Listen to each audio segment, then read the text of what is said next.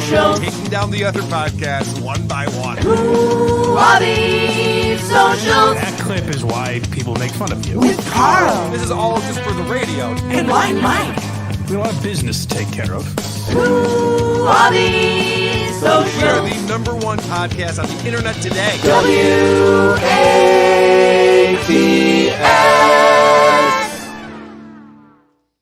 Welcome to yet another episode of WATS, the show thousands of people come to answer the age-old question, what's the deal with social media? This is the only show about social media that might get some of it in your hair. I'm your host, Carl. With me, as always, is Blind Mike. What's up, Mike? The only way this week could have been better is if I spent it in county jail. I'm doing terrific. Oh, it's like you're on vacation. It really is. You know, there are rumors going around that I'm bringing back the personalized Super Chat jingles and that I won't read your Super Chats. The latter is simply not true. I will read every Super Chat that comes in, and we appreciate the support on this channel. But as you know, I don't read so good. Big words confuse me.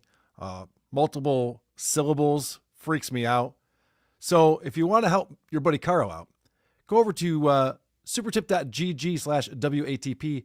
That's where you can take advantage of the Supertip system, participate in the show with AI voices that are semi-related to this show and mostly related to other shows that I host. Does that make sense? We got a few on the list. We do. We have Sarasani. We have Balin. Yeah, I mean, they're all dying off. Woke Dad. Yeah. Cobra. Woke Dad's right. Kid Cobra. Yeah. Good point.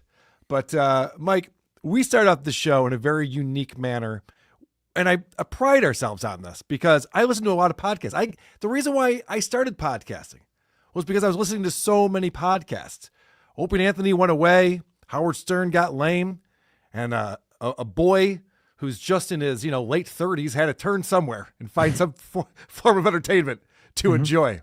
And I turned to podcasts, and I decided that they all sucked. So I started a podcast making fun of them. But that's not the point. The point that I was going to make is that you would think with all the hundreds of thousands of active podcasts out there, there'd be another show that starts the way that ours does. But there isn't. We have this unique format where Blind Mike and I, the two hosts of the show, we just start having a casual conversation about topics that maybe the two of us both enjoy. And we want to get into, because I haven't seen Mike in a week. Well, okay, it's been less than a week. He was at WATP this past weekend. That's but true. Normally I don't see Mike for 7 whole days, and we want to catch up on.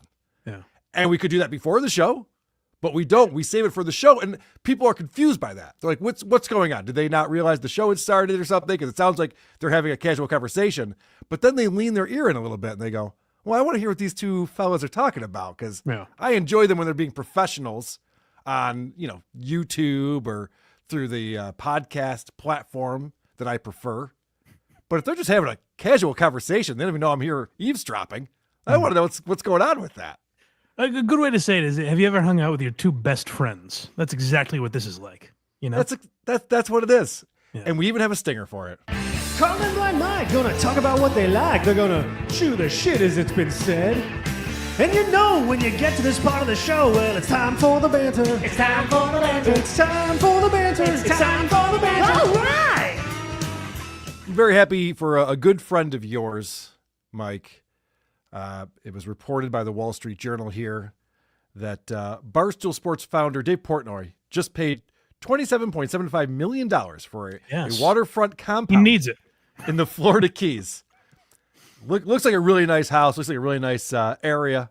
Yeah. And Cricket Sushi in our Discord posted this and just was wondering when you'll get the invite. Are you thinking the housewarming party, or do you think it'll be like maybe some I might private use surprise skirt? him. I'll show up with a 6-pack and say, Dave, what game are we watching, buddy?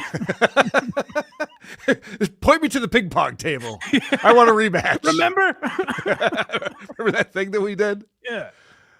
So anyway, good for Dave. He now he owns like $95 million worth of properties. He has the most expensive house in all of Massachusetts, which I was kind of surprised by, because you'd think there'd be some old Harvard money or something. There'd be something here.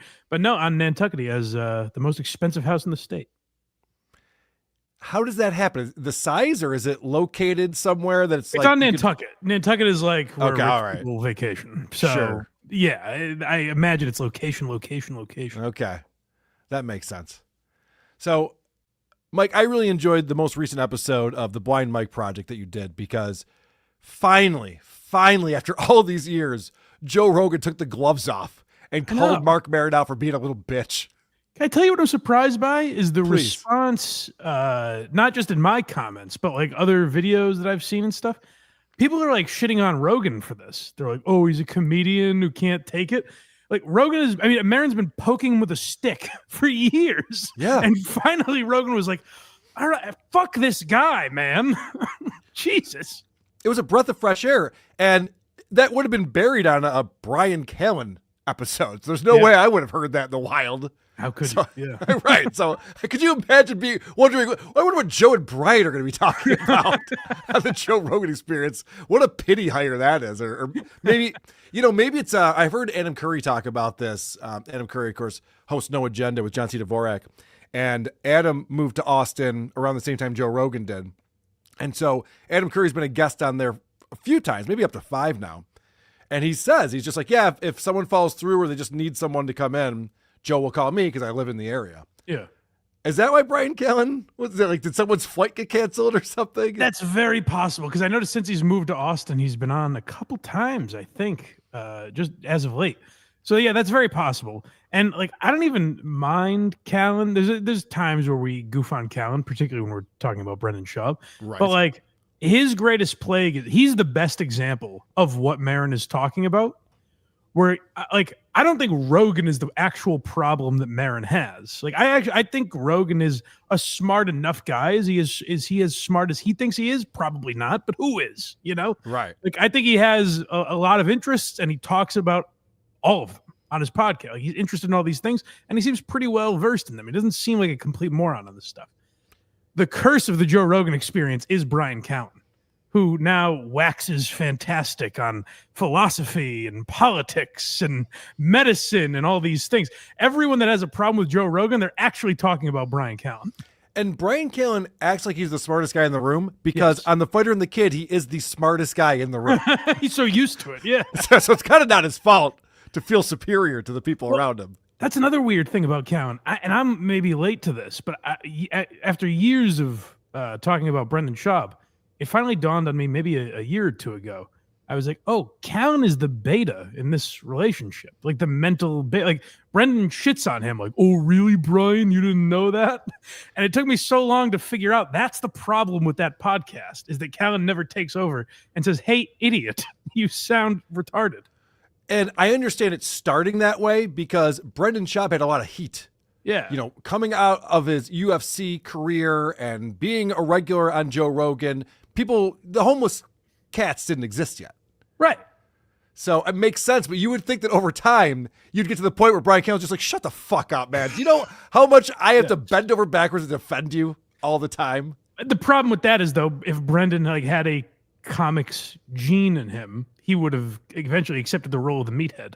I just don't think he has that setting. I don't think he has many settings at all.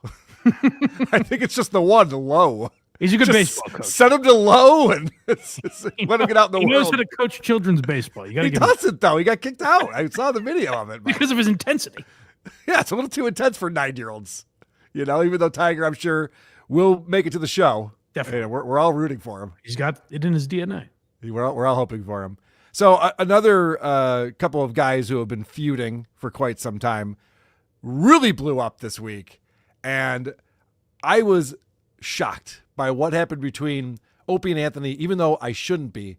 But I was shocked because, I think it started with Anthony and Gavin McGinnis taking some shots at Opie's career.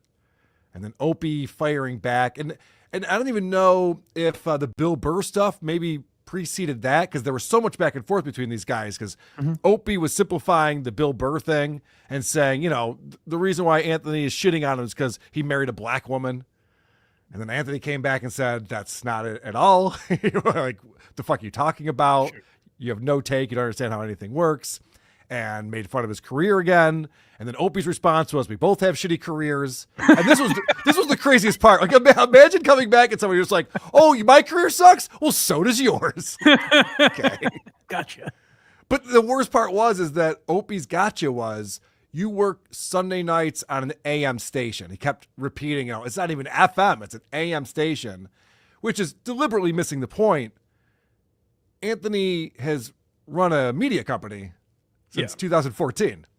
Now he merged with Gavin McGinnis's company now, but he's still half owner of it.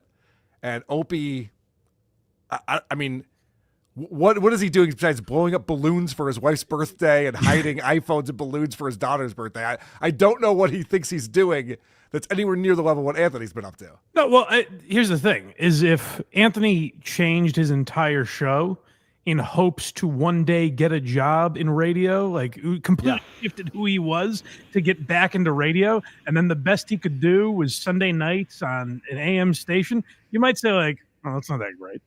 But like what happened was Anthony's still doing the same show he's been doing for 10 years. And an AM radio station said, hey, Anthony, would you want to do Sunday nights? And Anthony was like, that'd be funny. He took it seriously. And he's like, maybe it'll lead. Maybe I'll get back in afternoons or something. And he has taken over for guys who've been on vacation in prime slots on that station that's syndicated all over the place. And no one, as someone who reacted this way, I don't think anyone was like, oh my God, Anthony's taking over radio. When you heard that story, you're like, oh shit, that's kind of a nice sign that a guy that got canceled 11 years ago is back on terrestrial radio, not even satellite. Like, that's pretty cool. No one thought like, oh my God, he's doing it. He's the king of all media. Like, that wasn't anyone's reaction. And it's still his part-time job. It's still his side gig. It's not his full-time job. And Opie was acting like that's his full-time job. And then everything else he does, he's discounting is just like, for racists or, whatever Opie says. But the funny part of what you just said is that Opie has literally changed the format of his show because he's trying to get back on radio. When his co-hosts bring up things about sex, he stops them in their tracks. Like, we don't talk about that stuff here. It's like, so it's interesting from a guy who's like it would be like if Aaron Imholt was like, oh my God, that's the radio job you have. It's like, you want to be on radio, you jackass. Yeah. Right. Yeah. You're proving it every day with the way you're censoring yourself on YouTube, where you don't have to censor yourself. Anyway, so what happened was they've been having this back and forth. And so Anthony just decided to do a nice 35-minute long video about what a hunk of shit Opie is. How he has alienated every single person he used to work with, every relationship with comedians and entertainers, every coworker. He really broke it down. Not the worst one ever, but the worst one in about a decade in terms of ferocity. It wasn't scathing. Yeah. It was just factual. Yes. And it was point by point by point. And Ron the waiter saw it, and Anthony's talking about Ron the waiter, and Ron's like, holy shit, this guy knows who I am. That's fucking cool. I listened to you guys covering it. It was interesting to hear Ron be like, why does everyone hate you so much? Yeah. Ron the waiter listened to it twice and took notes. Yeah. And he's grilling Opie and asking him like, okay, so I guess Rich Voss hates you. Like, what happened there? And what about Louis C.K.? He hated you even before you lost the big chair. You guys missed something about the Voss thing too. Is Opie goes, oh, what? Because I gave him money for his documentary. It's like, if you gave him money for the documentary and never asked for any back, and there wasn't, that's Anthony's obviously referring to a different incident. Right. Opie's like, oh, what? The one that went smoothly? No, obviously, that if it's not that, then it's something else. Right, because. So Opie was actually hiring, I don't know if it was Opie specifically, but on his channel, they were bringing in podcasters. And My Wife Hates Me was one of the shows, Rich Voss's show with his wife, that was hired and was paid money to be broadcast on the Opie and Anthony channel. So I would imagine it had more to do with that. Yeah, the documentary was like 2011. Rich Voss was on the show for another 4 or 5 years. Yeah. Oh my gosh. You know what? I should have looked at the dates. You're right. I didn't even think about that. It's not even close. So Opie uses this other side story that makes him the hero. Oh, what? Because I shook his hand and said, how are you, Rich? That's why he's mad at me? Okay. No, obviously, it's a different occurrence he's talking about. That's very funny. So I went on Opie's channel today to see if there's been more conversation about it, because that was Tuesday morning that it was Opie and Ron, and Ron really did a fantastic job of holding Opie's feet to the flames. And even E-Rock, holy shit, E-Rock for the win. comes in with chats. Opie bans him. He calls Opie on the phone. Opie answers. And just Ron's reaction, like, who was that? I don't even know who this guy is. The guy's my former producer. He can go fuck himself. I was like, what? Why would you have a conversation with the guy? Because E-Rock was going to spill about how he got blackballed from Westwood One because Tim Sabian wanted to hire him, and Opie blocked that. And apparently, you weren't even a thought. Apparently, E-Rock has receipts, and that's why Opie had to hang up on him. Anyway, I'm getting very deep into the weeds on this. My point is, I went to his channel to see if he's discussed this again, because you'd think after having that crazy conversation that he would have processed that and wanted to come back and explain what's happening and why he reacted the way he did. Mm-hmm. Not only did I not find anything of him talking about it, and maybe it exists somewhere, but he took down the video. It's not even like behind the paywall. Usually he'll make a membership only. Oh, really? He took down the video of Ron calling him out. That seems like a video Opie would post where it's like, Opie destroys E-Rock and Anthony Cumia. Oh, that's a good call. I should have checked his TikTok to see if maybe he posted any clips on there. I'm surprised by that. And that tells you how insecure Opie is about that, because based on his responses, where like he's laughing at Ron, he's like, oh, really, Anthony? Is that what you're going to do? That's the type of video Opie would post and be like, look, I fucking got these guys. Yeah. Yeah, because he's that delusional. Because he's a dumb guy. Yes, I agree. I agree with all of that.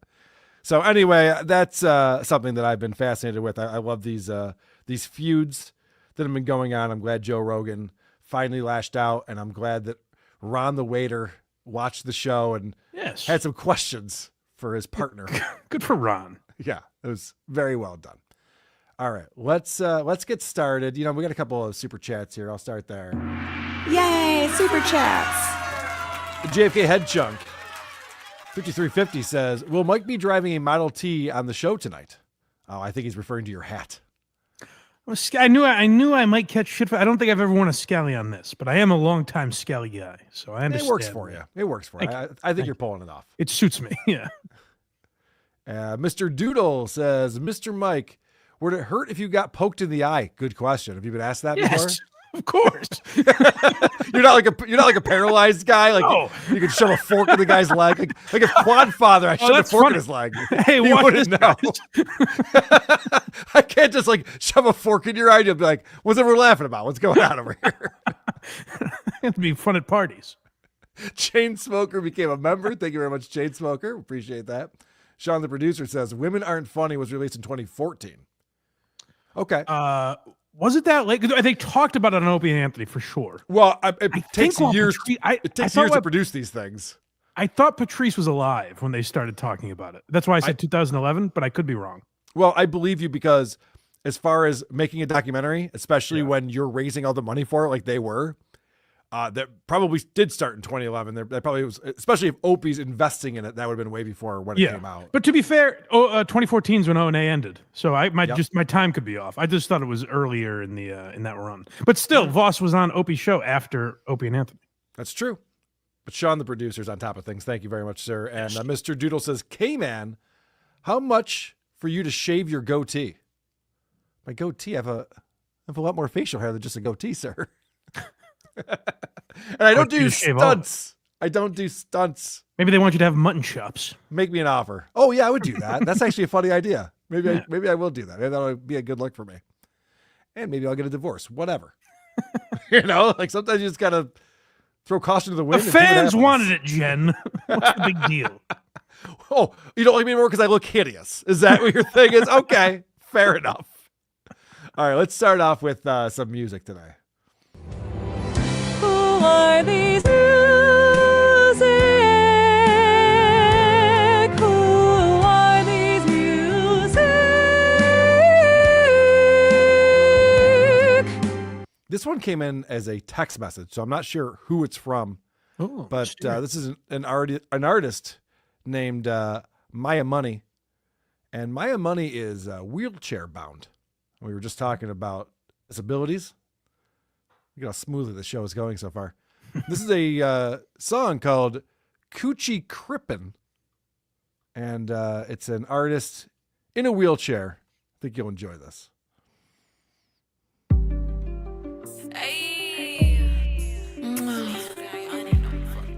know I'm in Atlanta with this shit. Rich man. She was a cripple. Yeah, yeah, she was a cripple. Yeah, yeah, she was a cripple. Yeah, yeah, she was a cripple. Yeah, yeah, she was a cripple.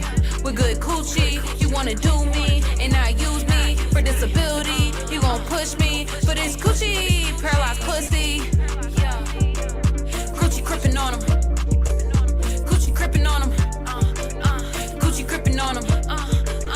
Coochie crippin' on him.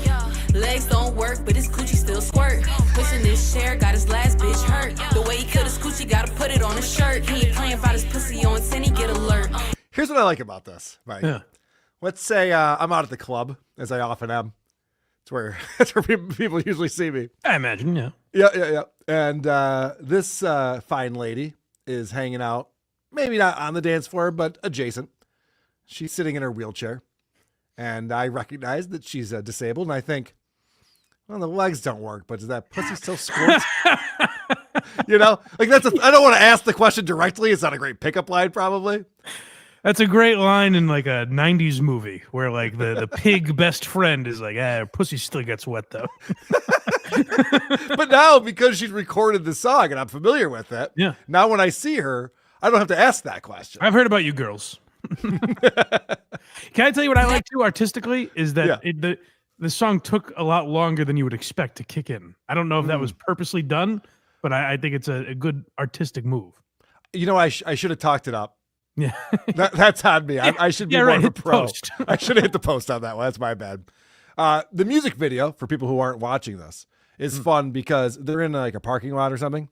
And it starts with just her in her wheelchair. And then everyone else in the video, like all her friends or whoever, are also in wheelchairs, but obviously not disabled because they're like dancing around in their wheelchairs, kicking their feet around and shit.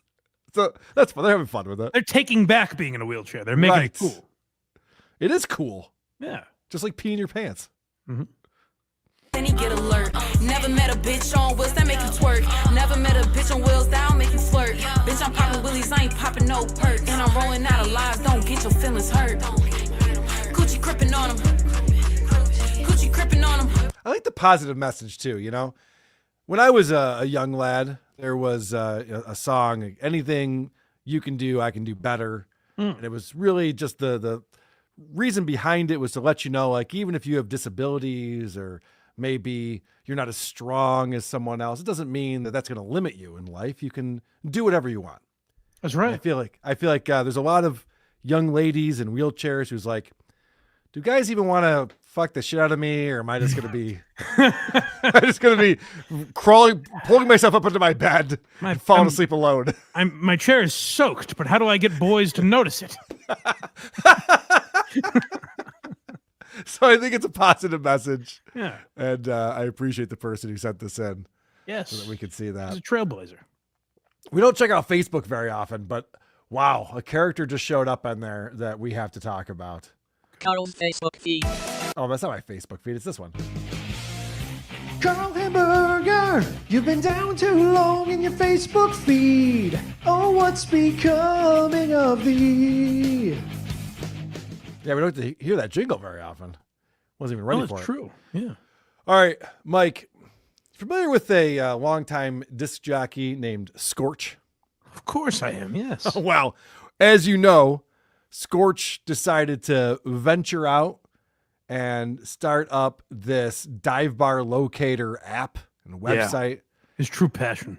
And him and his roommate traveling the country in an RV, going to dive bars and selling them on listings on this dive bar locator.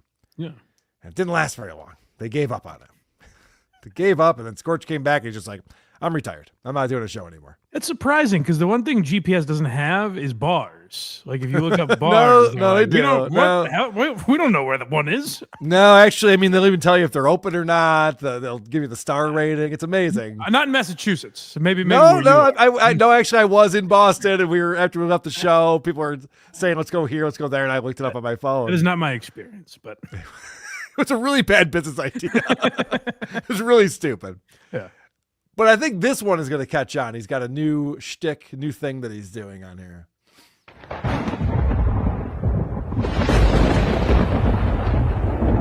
Come and listen to the story. It's about a man named Jed, a poor mountaineer, barely kept his family fed. No. That's a perfect reaction. The text on the screen says, Scorch presents TV themes in the spoken word. Why? This is the Beverly Hillbillies. I caught it. Didn't Bill Shatner kind of already figure this one out and nailed it? We've all moved on. I like that this is like Scorch has been toiling. He's like, I've done everything I can with PFG TV. What's next? By the way, Ben Hilton sent this in. Thank you, Ben, for sending this. Thank you. But then, one day, he was shooting at some food, and up through the ground come a bubbling crude. Oil, that is. Black gold. Texas tea. Air is creaking behind him. Well, I know. the first thing you know, He's obviously doing this by himself. He's not getting any help at all. How about another take? Wouldn't you hear that and go, I gotta redo it? Shit. It's almost as loud as he is, too. That is a creaky ass chair. old Jed's a millionaire. His kinfolk said, Jed, move away from here. Said California is the place you ought to be. So they loaded up the truck and they moved to Beverly. Other than us, how many people you think made it this far into the video? Like, this is just when you click on, you realize 3 seconds in, he's doing the Beverly Hillbillies, whatever the fuck it is. I was wondering that too. I'm like, does he think this is getting funnier? Does like what's he going for here? Because he obviously thinks he's showing off his VO talent for sure. The peak is, you notice it. Like I said, I noticed it before you paused it. 3 seconds in or whatever that was. Of course. That's the climax. When you're like, oh, I see what he's doing. It's this dramatic, but then he just keeps going. There's nothing added to it. He doesn't change the lyrics or anything. We know where it's going now. So you don't want me to play the Brady Bunch one next? I'm just kidding. There isn't a Brady Bunch one. I kind of do actually. But I would actually listen to that. I'm excited. I'll admit, as I mock it, I'm excited for the Cheers one because that's one of my favorites. All right. Hills, that is. Swimming pools. Movie stars. All right, now you're starting to get it. Pretty good stuff, right? Yeah, it gets better as it goes. I was wrong. The Beverly Hillbillies. And then he tells us what it is. Oh, I knew that sounded familiar. Thank you, Scorch. It was going to eat away at me all night. Thank you, Scorch. Now I get it. Why thunder? It's supposed to be because his voice. It's supposed to be like dangerous or something.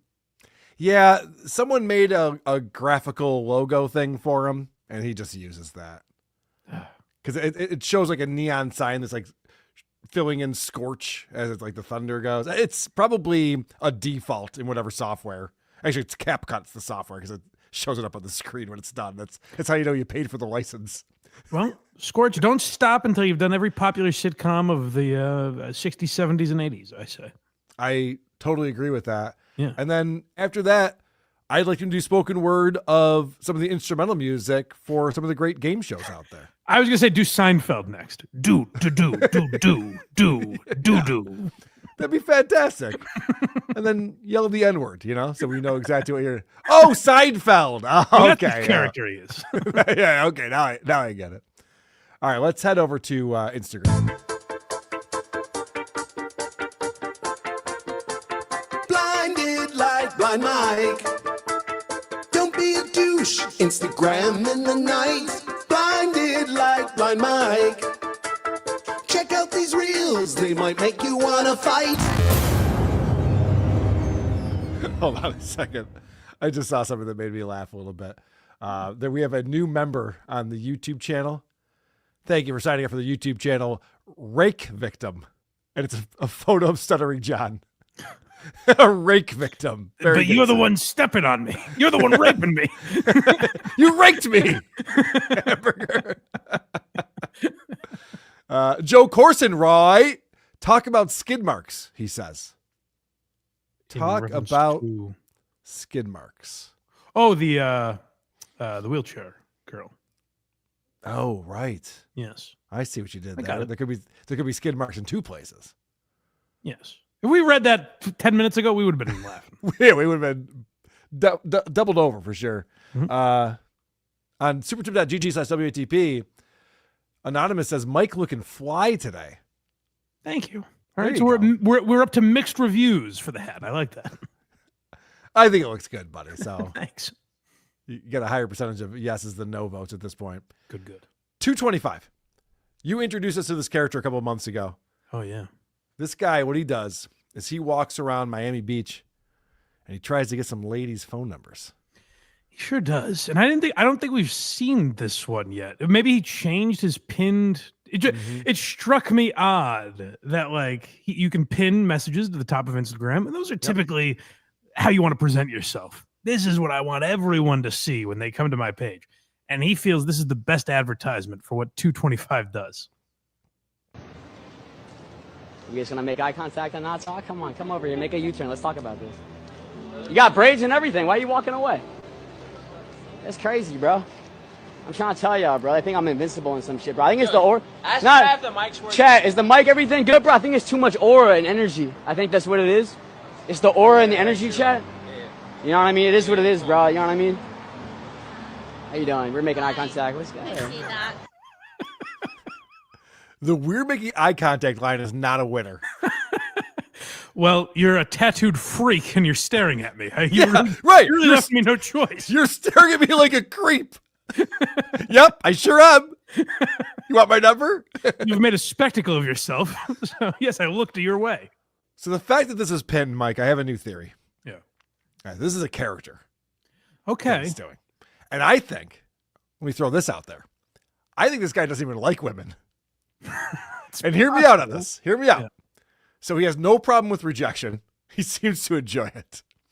And we watched a video where he was given a chance to sit down and have drinks and nachos with these 2 ladies. He goes up, he's like, hey, what are you guys doing tonight? You want to give me your number? And they're like, why don't you have a seat? Grab a drink, hang out with us. Yeah. And he goes, no, just give me your number and I'll text you later. I'm like, oh, that's a gay guy. Right. So if it is a character, which I'm fully willing to believe, by the way. Yeah. I mean, he's committed to it, it seems. But it's great. No, I love the character. It very well may be a character. But I do believe down there is a man that is petrified of women, because even when the character gets to the second level, when a girl's like, yeah, sure, I'll give you my number, he freaks out and he doesn't know what to do.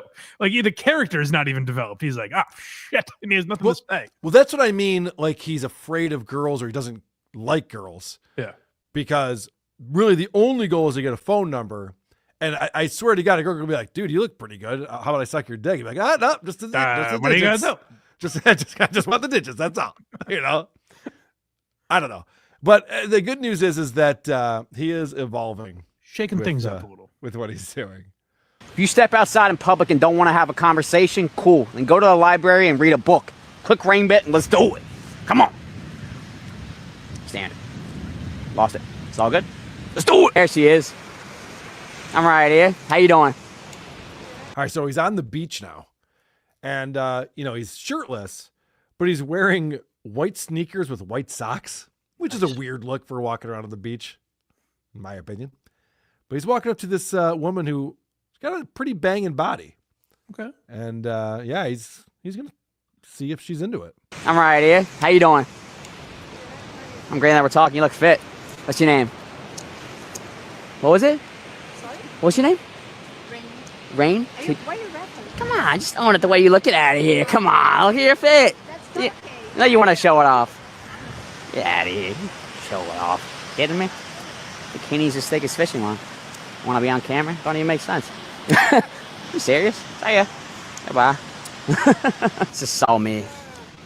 She's staring right at me. How are you? What's your name? That girl did not make eye contact with him. She treated him like most New Yorkers treat Opie. She's like, oh shit, all right, crazy person. That's hilarious. It is, if he's doing a character, it is perfectly played, because it's not the way anyone would react to any of this stuff. He's like, he's like this confident, brass guy, and then sheepish once he gets any reaction. Right, yes.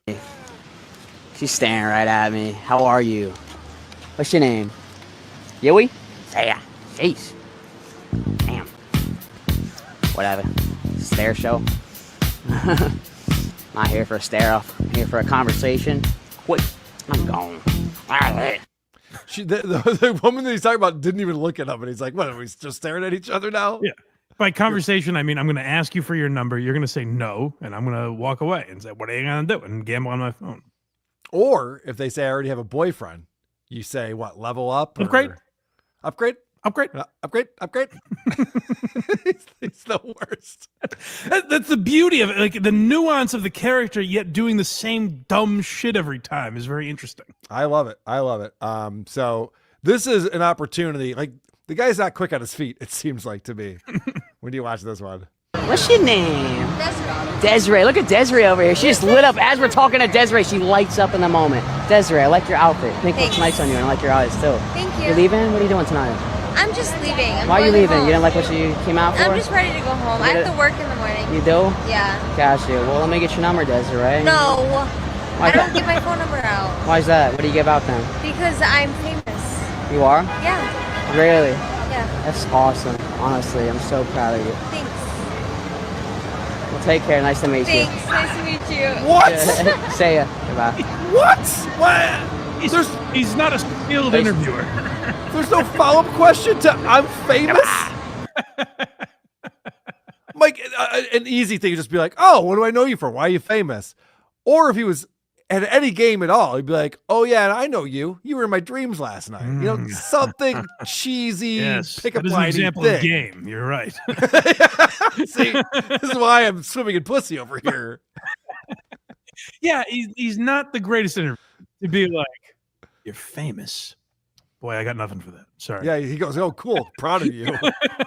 Why are you proud of this stranger?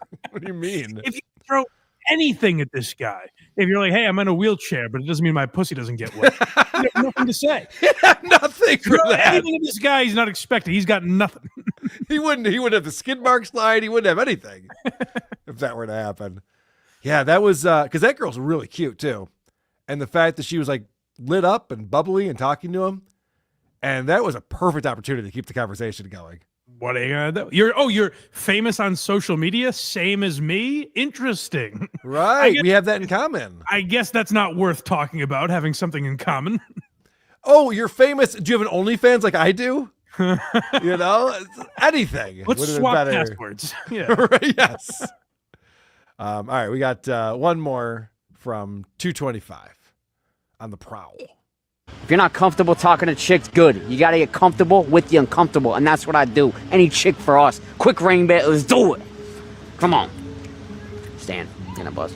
Lost it. It's all good. Let's do it. Hey, how are you? Yui, say yes. Goodbye. I'm invisible. I'm invisible. Ah, whatever. How are you? What's your name? Yui? Say yeah. Goodbye. Damn it. Whatever. Felt the oar. Smiling at me too. She was smiling at me, bro. She was smiling at me. Come on. Let's make this simple. Let's have a combo with me. I'll grab your number and skirt. That's what I do. There ya. I think that was a sad glimpse into the psyche of the man behind 225, where he's like, "I'm invisible." Yeah, I know. And then the woman smiles at him, and he's like, "Hey, come on! I wanted to get your phone number, and then I'll go away." It's his only goal. It's just have that happen. How do you not love him? You know, if he approached me on the boardwalk, I'd want to scoop him up and put him in my pocket. He's adorable. Yeah, I don't think he wants to talk to you on the boardwalk there, No, Mike. he Sorry. wouldn't, unfortunately. His catchphrases suck. Remember that catchphrase guy last week that you were perplexed by? I think him That and is 225 true. should team up together and get some new catchphrases going. I wish I could remember them, but he had some doozies that might help him out. I mean, he could come up with new ones just for 225 because he's kind of got nothing, and all he does is mumble stuff. And he's unique. That's for sure. It is different. Yeah. We got an email, you and I did. You yours probably went right to the spam folder. I actually read these emails. Christian this Blatt. guy, I delete those immediately. Christian Blatt sent us an email. They don't go to spam. I want to see them so I can feel the joy of deleting them when he sends them. I actually have an auto response that says "fuck you, Blatt." That's right. It's just like setting up an out of office reply, but it's just for Christian. Yeah. So he says, "I don't believe I've seen Gianna Taylor on Who Are These Socials before. I submit her for possible inclusion. She's one of New Jersey's finest. Her content is so captivating. I almost missed how enormous her rack is. Ooh. Almost. Hachi Machi. She has over 80,000 followers on Instagram. And so this is Gianna Taylor. And again, 80,000 followers on Instagram are watching this. Hey fuckers, so I got home today from the beach house and I have packages. I already opened it. This is the Outcast one. I got this Louis Vuitton package. And yeah, I need to see like I'm trying not to curse, what's going on. So maybe I'll do a whole video if bitches are lucky. Bye. What do you think, Mike? Pretty good stuff. I'm not hooked yet. Well, I'll say this. Her face is better than average, but it's pretty mid. Okay. She does have a nice rack. Her body's tight. But I think I know what I might be missing. Listen to the comments on here. Okay. Ma'am, why are you yelling at me? Why are you talking so loud? There's what the hell? What the hell? What the hell? And then there's some simps. You are stunning. Okay. Spoiled attention seeker. Why are you talking so loud? Jesus fucking Christ. So I understand you're not sold on her yet. Let's watch another video of Gianna Taylor. Maybe she has some more interesting content that she puts out. My mind is open. Hey fuckers, guess what we're doing today? Not a goddamn thing. Going in the pool, going to Starbucks, all black fit for Starbucks. Just got my hair done yesterday. Bitches be jealous. And yeah, that's it. So fit check. I'm not showing my feet because y'all motherfuckers are weird. But yeah, this is what I'm wearing. Lululemon, obviously. And I got my fresh jet black hair. Best accessory you could ever have. Bye. I get it now. Please explain. I get the appeal. Because Christian Blatt's into her, so explain it to me. She's doing nothing. She has 80,000 followers, and she's like, hello, I'm going to Starbucks. That has to be the appeal. It's like, how little can this woman, this dingbat say, and then continue to gain followers? Now I'm interested. So let's read some of the comments on this video that we just saw. Yes, please. Shit sound better on mute, for real. Pump and dump material. Okay. That sounds right. Your attitude makes you unattractive. You ate shit. Oh, this one's fun. That forehead starts in the middle of her head. Has she done anything to cause this ire? Well, that's what's funny about this is that she does these videos. She's like, what's up, fuckers? Guess what I'm doing today? Anything I want. Go fuck yourself. And then like the whole comment section just hates her. So it's almost like a King Cobra thing. There has to be a catalyst. There has to be something she did that originally enticed people. Because if those are the videos, I can't imagine her. I guess because she's attractive, right? I was gonna say I can't imagine why she cultivated a following. But she's not that hot though. Like she's attractive. Like if you saw her at the mall or you're at your buddy's house, you're like, whoa, who brought her?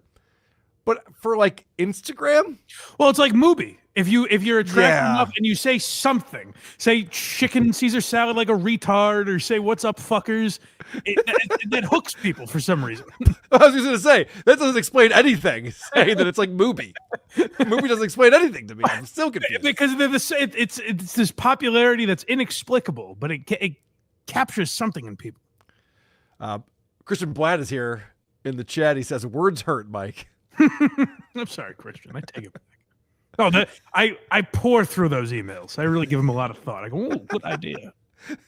Mike sits there and just goes, damn it, if only my eyes worked, I would read this email from Christian Blatt. Why has God forsaken me? People all over the world who wish they could get an email from Christian Blatt. Yes, it is good stuff. I can't even read it. It's crazy. All right, let's head over to TikTok. That's where all the action is happening, as you know. TikTok's a psyop by the Chinese to fuck up the minds of our youth and some other people too. So let's talk quite a lot about these TikTokers we stalk and know. Oh, TikTok fucking blows.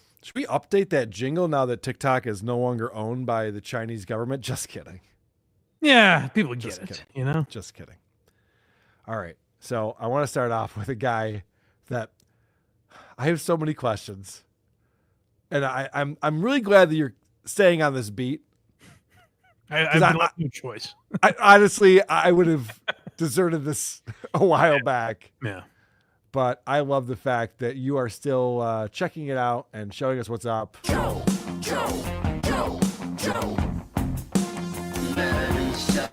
That's right. Joe Matarese, our buddy who has just decided to talk to his high school class. His entire target audience is just his high school. He is really, I'm almost wondering if he's just doing it for us at this point. Because we jokingly said, like when this started, we were like, oh, what is he just doing it for his fucking class reunion? Yep. That's literally what he's doing. This is getting insane now. So here's the latest TikTok from Joe Matarese. All right, so everybody that's watching knows the bars that we went to in Cherry Hill growing up. How is that possible? So he's talking to another guy who's from New Rochelle.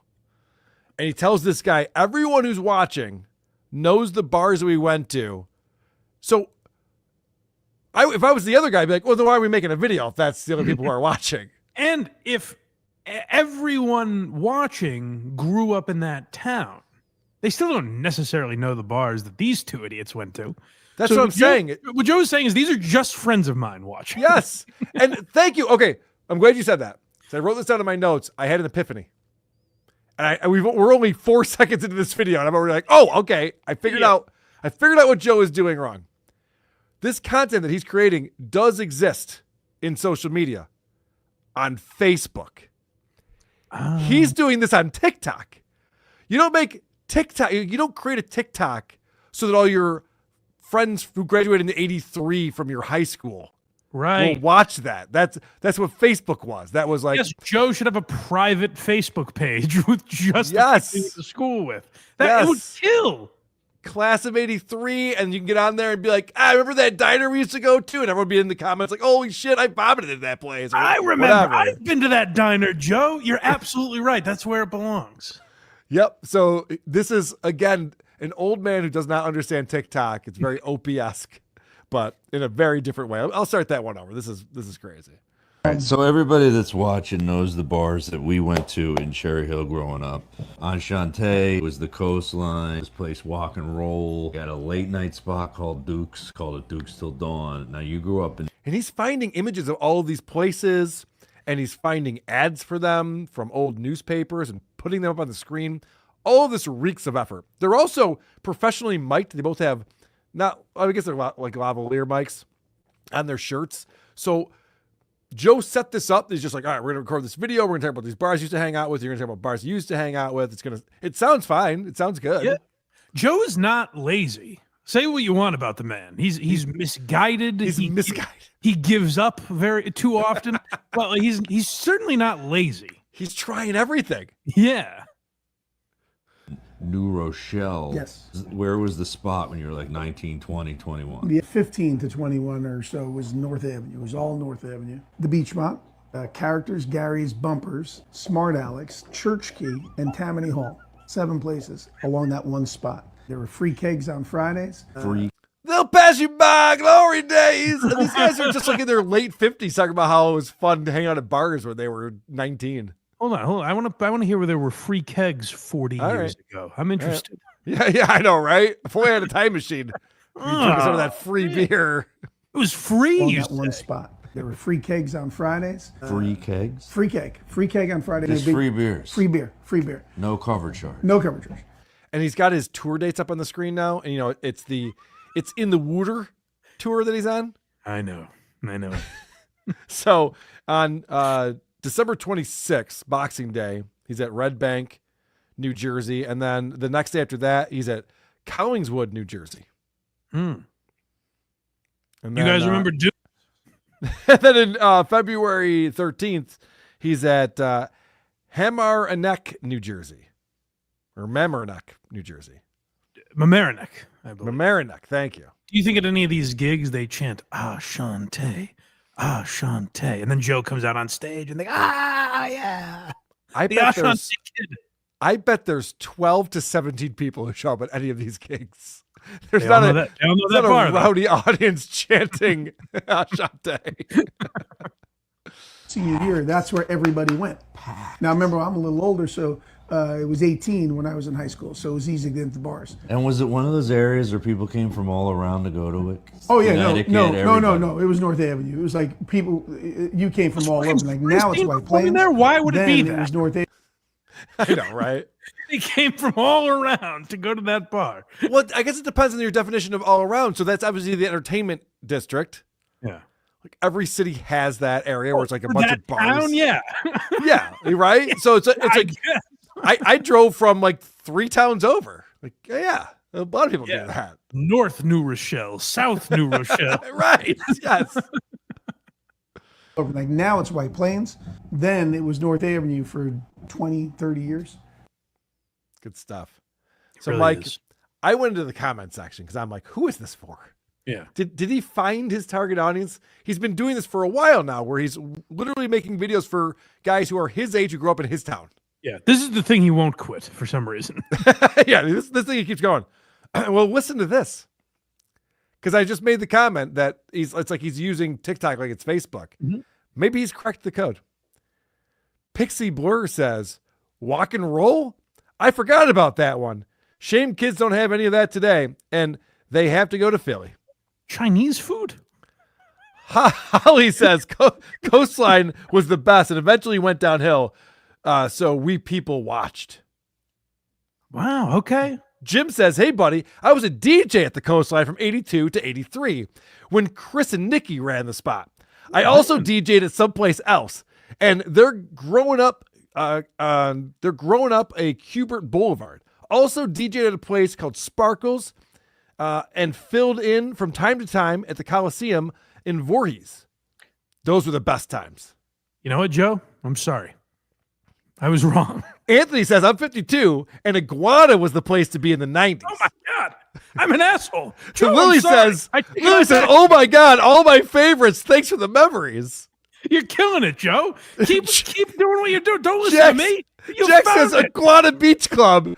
Ruth says my husband, Taylor Mills, started the Zodiac in Gloucester City and built a 45-year run of Jersey clubs, Taylor's, Gatsby's, Iguana, Sanctuary, Milk Bar, Top Dog, The Saloon, and Walk and Roll.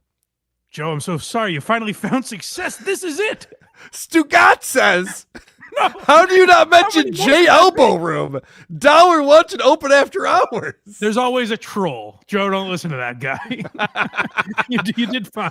Mike, I don't even know why I scrolled down. I guess it's because I'm like, who's paying attention to this? And I saw all those comments like, this is why Joe's still doing this. Oh my God. It's getting engagement. Good for Joe. And positive engagement. When's the last time Joe got positive engagement somewhere? He's got to think. He's like, oh, shit, are these all red bar? He's like worried. Yep. They for might you, be. Joe. They might be. All right. So let's hear more about what Joe remembers from when he was last happy in life, when he was in his early 1980s. Yes, right. And then you went to Canoni's Pizza late night, or you went to the diner. Oh, that was the other thing. The diner was still on North Avenue, right across from the college. So you had the diner, and you had. Oh, I love the And diner. you had- When yeah, I no, first the moved diner here, was- the diner was here, and then they knocked it down. Yeah, no, that wasn't the one That I was wasn't going that to. diner? No, it was like, you remember those old like silver. Could possibly give a shit. Mike, I just realized something. He is trying to create content no one could possibly care about. He's a genius, then. Yes. Because I can't imagine there's an asshole watching this being like, hey, I used to go to diners. I remember going to diners after the bars. That's a great, like, Christopher Guest couldn't script an interaction like that where Joe goes, I love the diner. And the guy goes, no, not that diner. That's beautiful idiocy. That's perfect. Did they make a mean BLT? Maybe it is the diner you're thinking of. They look like a trailer. Yeah. That's yeah. what that was. That's One what of was those across. metal diners. Yeah. That's what was across from the college for years and years. Then they knocked it down, built a new one. Then they knocked that down and built the one that you know of now. See, growing up in Cherry Hill, we would go to all the bars, and then we would go to this Diamond Diner. that was your last chance to try to pick up a girl, was at the diner. That's when you knew you were At the diner. You were like on your last roll. Oh, I can't say Was I it did that any way? diner picking up. No. I think you took the girl to the diner. You met her at the bar, and I had a buddy of mine. He had a whole plan. He'd start at 8 and see how many girls he could connect with. He'd hook up with multiple girls in multiple bars. Yes, he was quite the star. He would just go home. Well, with we don't somebody, know who come this back, guy and go home is. with- Right. This is not Who an gives a interesting shit? anecdote. But Joe's enthralled. He's like, wow. The guy I know got a lot of pussy. Yeah, Joe's like, tell me more about this guy. What was his best pickup line? We making eye contact? Hey, we just made eye contact. He can bench 225. He would just go home with somebody and come back, and go home with somebody and come back. He's one of those And his guys. goal was that he figured if he could get his goal was 3 before midnight. Really? And then he figured he'd always get somebody after midnight. No standards either, right? No, no It's just as long as it was a girl. standards. Yeah, no standards. at all. Can't say his name. No, I would not say his name. I like that he goes, just as long as it was a girl. Yeah, we're talking about the 80s. There weren't as many trans people back then. So. Probably will You end gotta up with a check. girl. I've been fooled before. Yeah, right. You got to do the cup check on her. Can't say his name. No, I would not say his name. He knows who he is. Yeah, he would know. You know who you are. And others man. would probably know who he is. You know who you are, man. Joe thinks this guy's watching this video on TikTok. This 60-year-old man is on TikTok going, I think they're talking about me. I used to do that. And others will know who he is. Like, it's a message to the Right. audience. Oh, boy. That is classic Ronnie. So, Mike, I'm watching this. I'm like, who the fuck is this for? What are the comments going to be on this, right? 0 comments. Okay. Thank God. I need one of these. Phew. If that had gotten a lot of engagement, I would have been lost. I'm like, I don't understand social media and all of that. I'd have been happy for Joe, but it would have been perplexing. I have one more Joe TikTok on here. We're going to change courses, thank God. This one's very interesting because Joe might be at the forefront of something that I'm not joking when I say Okay. I think other comedians might take the mantle and run with it here. Wow. Okay. If you say so. So this is Joe doing some comedy for us. Thank God, because he's a comedian, as you know. Mm-hmm. So let's get back to the comedy, Joe. My daughter's 13 years old, and she's at the age now where she just cares way too much what people think about her. It starts as soon as I'm dropping her off from school. She's got to shut the radio off. She's got to pretend she doesn't even know me. I think she's afraid one day they're going to just have an intervention. She's going to come walking in, and they're going to be like, Willa, we're glad you came here today. We have to let you know something. You need to lose this dad guy. There it is, new bit brought. Okay. Well, hold on. I'm going to pause it there. Yeah. That was a new bit? Yeah, very original. Was there a punchline in there anywhere? I got to get rid of this dad guy. Hello. And I wonder why his daughter would be embarrassed by him. I wonder why that would happen. Because we all respect him so much. It is puzzling. Right, yeah. Don't you know who I am? Yeah. I know exactly who you are. It's a very original bit. The idea that teenagers are kind of embarrassed by their parents and don't want to be seen getting dropped off by them at school. I never really thought of it that way. Turning down the radio. I'm surprised he didn't mention that he was listening to Journey or something, you know? No, just classic 80s stuff. Okay. So let's find out why he posted this new Yes. bit. This is very important. There it is, new bit brought to you by my sponsor, Ginger Ale, which is actually a dispensary that is around the block from the show I'm doing December 27th, the Collingswood, New Jersey show that I'm. This is insane. What? Okay. I think it's innovative. It's not. This is the dumbest thing ever. I think it's really smart. He went to this place and asked them to sponsor him because he's doing a comedy show months from now. Mm-hmm. And so I guess the reason why there's synergy there is because people are going to go to his comedy show and like, hey, maybe we should leave early. There's that dispensary place Joe was talking about on TikTok. Yeah. We might want to swing by there before we go to his show. I want to get blitzed for the Matarese show. So here's the problem with this, Mike. What? I have a marketing background. I apologize in advance. All right. He's sponsored by a place that's viewable from the club. That's not how retail works. If it's in a good location, people see it and they'll shop there. This idea, like we have a comedy club, Comedy at the Carlson, and there's a bowling alley next to it. Cool. Very nice bowling alley, actually. Radio Social. Never once have I seen a comic go up, and I just saw Doug Stanhope this past Tuesday. I'm seeing him once. That's funny. Oh, are you really? We should talk about that. I do. Remind me at the end of the show. I have some thoughts. Okay. So Doug Stanhope gets up there. He doesn't say, by the way, guys, I'm sponsored by Radio Social. Why don't you guys play a game or two when we're done over here? Head over to the bowling alley. Right. They also have delicious hummus. That's insane. How much money could they be giving this guy for this sponsorship? I don't know. So listen, he's crawling so others can run. I think you're telling me you can't imagine, and you're scrolling on Instagram and you see a zinger from Matt Rife, and they're like, "That video was brought to you by Celsius" or something like that. This is innovative. I think this is the way society and comedy crumble. Time out. Brought to you by Celsius? Yes, yeah. I can see that because Celsius is available in every grocery store in America. Right. But if Matt Rife was out there and he's just like, and by the way, I'll be in Boston and you should go to Joe's Crab Shack, which is probably a chain restaurant. I should have come up with a better name. But you should go to Bill's. Yeah. It's across the street from where I'm performing and ask the owner, tell him that Matt Rife sent you. But Matt Rife is to Celsius what Joe Matarese is to the store down the street. I see. Okay, now I see what you're saying. Yes, it's all relative. I mean, I guess this already exists. This has been a thing for a long time where you find someone with a big social media following and you get them to endorse your products. I'm half kidding. I can see other comedians like doing horse shit like this, but it is really, it's disheartening as anyone that considers stand-up art. I'm one of the few people that does that.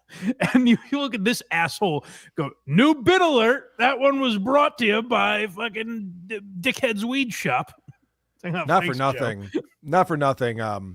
Right now, Aaron Imholt is watching this on his tablet because I gave him money for the canteen fund so he can have some tablet time.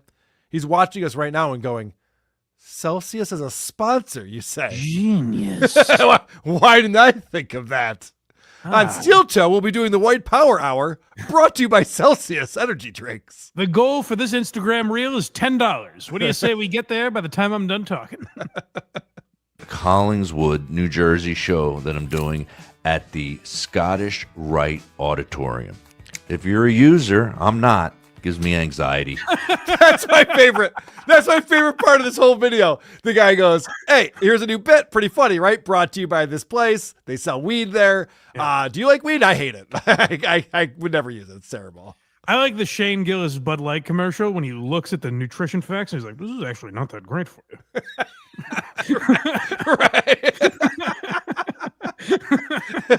Do they always come flat, or how does that work? It fucks my day up. It actually really gives me a lot of anxiety and a lot of mental issues. But you guys have fun. One of the idiots. I've never seen an endorsement like that in my life, and I realize he's selling drugs that sell themselves, so you don't have to really have a sponsorship or anything like that. But that's hysterical. I'm not. Gives me anxiety. Haven't smoked pot since 10th grade in high school. And buy tickets to the December 27th show, joematarese.com. Why even say that? It got shoehorned in there. Hey, if you like smoking weed, cool on you. I think it's terrible. I haven't touched the stuff since I was 16. Go to the weed shop down the street from the club and then consider stopping by the comedy show. Right. Yeah, that's really the draw. Yeah. You should be in that neighborhood anyway. So then stop by my comedy show at this. What do they call it? An auditorium? Oh, I didn't even catch that. Yeah, it was like the Scottish Auditorium. I can't imagine how people that place holds. So where we all had gym class, you remember? They're booking Joe Matarese. They're going to get the basketball hoops out of the way so everyone can come in here and watch the comedy show. Hey, Joe, if you're lucky, they might have to open that divider halfway across the gym. It's so sad. And I have this in my notes, Mike. I think maybe his strategy is to get us to feel so bad for him we stop making fun of him. He hit that long ago. And but you know what I mean? Like, is that the goal? Because we're watching these things and it's so pathetic. And you just sit there and you go, oh, what are we even doing? We're just beating this man while he's down. Yeah, he's like, certainly they won't make fun of this. I'll just appeal to the people from my high school. On TikTok. Yeah. Yay, super chats. Dick Butane, I remember the 10 places I had my first beer. I see what you did there. Nice. Can't have a first beer at 10 different places. Hmm. Supertip.gg/WATP. Anonymous says, is Cherry Hill the Schaumburg of New Jersey? It might be. Who would have expected all this from a kid from Cherry Hill, New Jersey?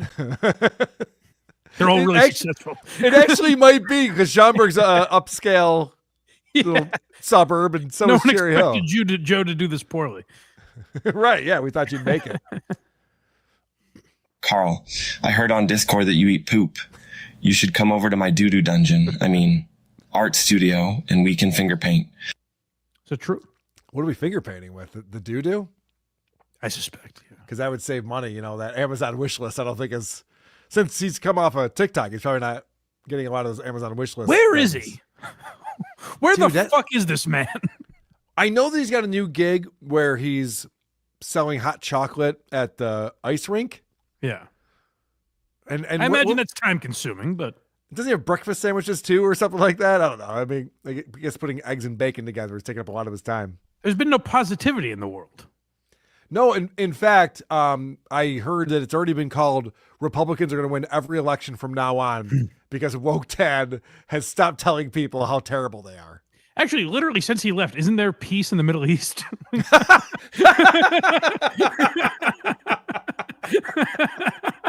That's a really good point. He was the problem. Woke Dad watched that episode of Seinfeld where George does the opposite of his intuition and just went, I'm going to try this. My life's gotten way better. No one's picking on his kids anymore. He's off TikTok telling stories that actually happened. But honestly, could you imagine that? He gets off of TikTok and his kids are just like, holy shit, no one's making fun of us at school anymore, Dad. What did you do different? I'm cis. I was cis the whole time. It's amazing. All right. We're still on TikTok. And Mike, Jools LeBron, when you sent this over to me, I went, yeah. I know I know this name. I know it sounds familiar. Yeah. Well, don't worry. They will remind you immediately. Yep. So Jools LeBron is a huge social media star to the point where she was even on Jimmy Kimmel's show. Not when Jimmy Kimmel was there, but whatever. And Jools, we didn't know this, but it's still happening for her. You see how they rub the Louvre? Very demure, very mindful, very suspicious. She has gotten so much fatter and so much uglier. Oh, really? Oh, wow. Mike, yeah. If I could lose my eyesight right now, a coin flip, I'm telling you, a coin flip. I'm like, I can go one way or the other. Right. This is crazy. So we talked about it when this happened. I remember being shocked because you played me the video and you were like, this is taking off. Like it's a hit. Demure and mindful. What was that, a year ago maybe? Something like that? Probably. Yeah, last summer. Yeah. The demure and mindful thing. So I checked in now and I was like, I wonder what this person is up to. Like a year and change after fame. Like, what are they doing? And two of the first videos I see are very demure, very mindful. And it's like, oh God, how sad. So she thinks this is her 6'7". Yes. I'm going to ride this thing out for a while. Like, no one's getting sick of this. Last forever. She saw Haktua and was like, nothing but upside here. You see how they rub the Louvre? Very demure, very mindful, very suspicious. You see how they were in and out? They're not like these crazy robbers. They're not, oh, let me look at the Mona Lisa. Let me take a picture for my Nana. Let me go, get some souvenirs for my cousin Juby. No, they go in. They robbed the family heirlooms, and they got out in under 10 minutes. Very mindful. They didn't waste everyone's day. You see how they did it in a very demure, mindful manner? They didn't take all day, and no one was cramming it in wherever she can. And it's not even one take. It's like one sentence, then it's cut. Next sentence, cut. It's like, shouldn't you be good at this by now? It's like we stumbled out like Jaleel White at a true crime podcast called Did I Do That? And you're like, come on, man. Just get over it.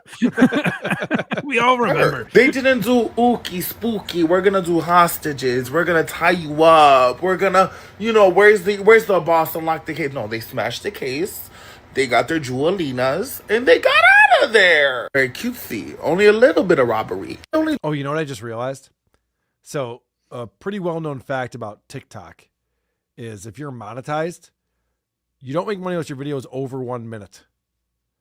This video is 1 minute, 2 seconds. Got a timer up behind the phone. Repeating the same shit over and over again. Did I say demure? Very demure. Very mindful. It's sad, and this to me is kind of what this show is about, exposing the remnants that social media leaves behind. Because at least like Joey Lawrence had a run on television, and the episodes contained he said some other words on that show. You know what I mean? Yeah.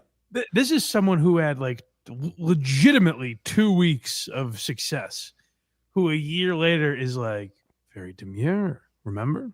Very mindful. Does that jog your memory? Remember when you guys liked when I said that? It's pretty cool that I'm still doing that, right? You want to share this video, huh? Isn't that interesting? I said it's demure and mindful.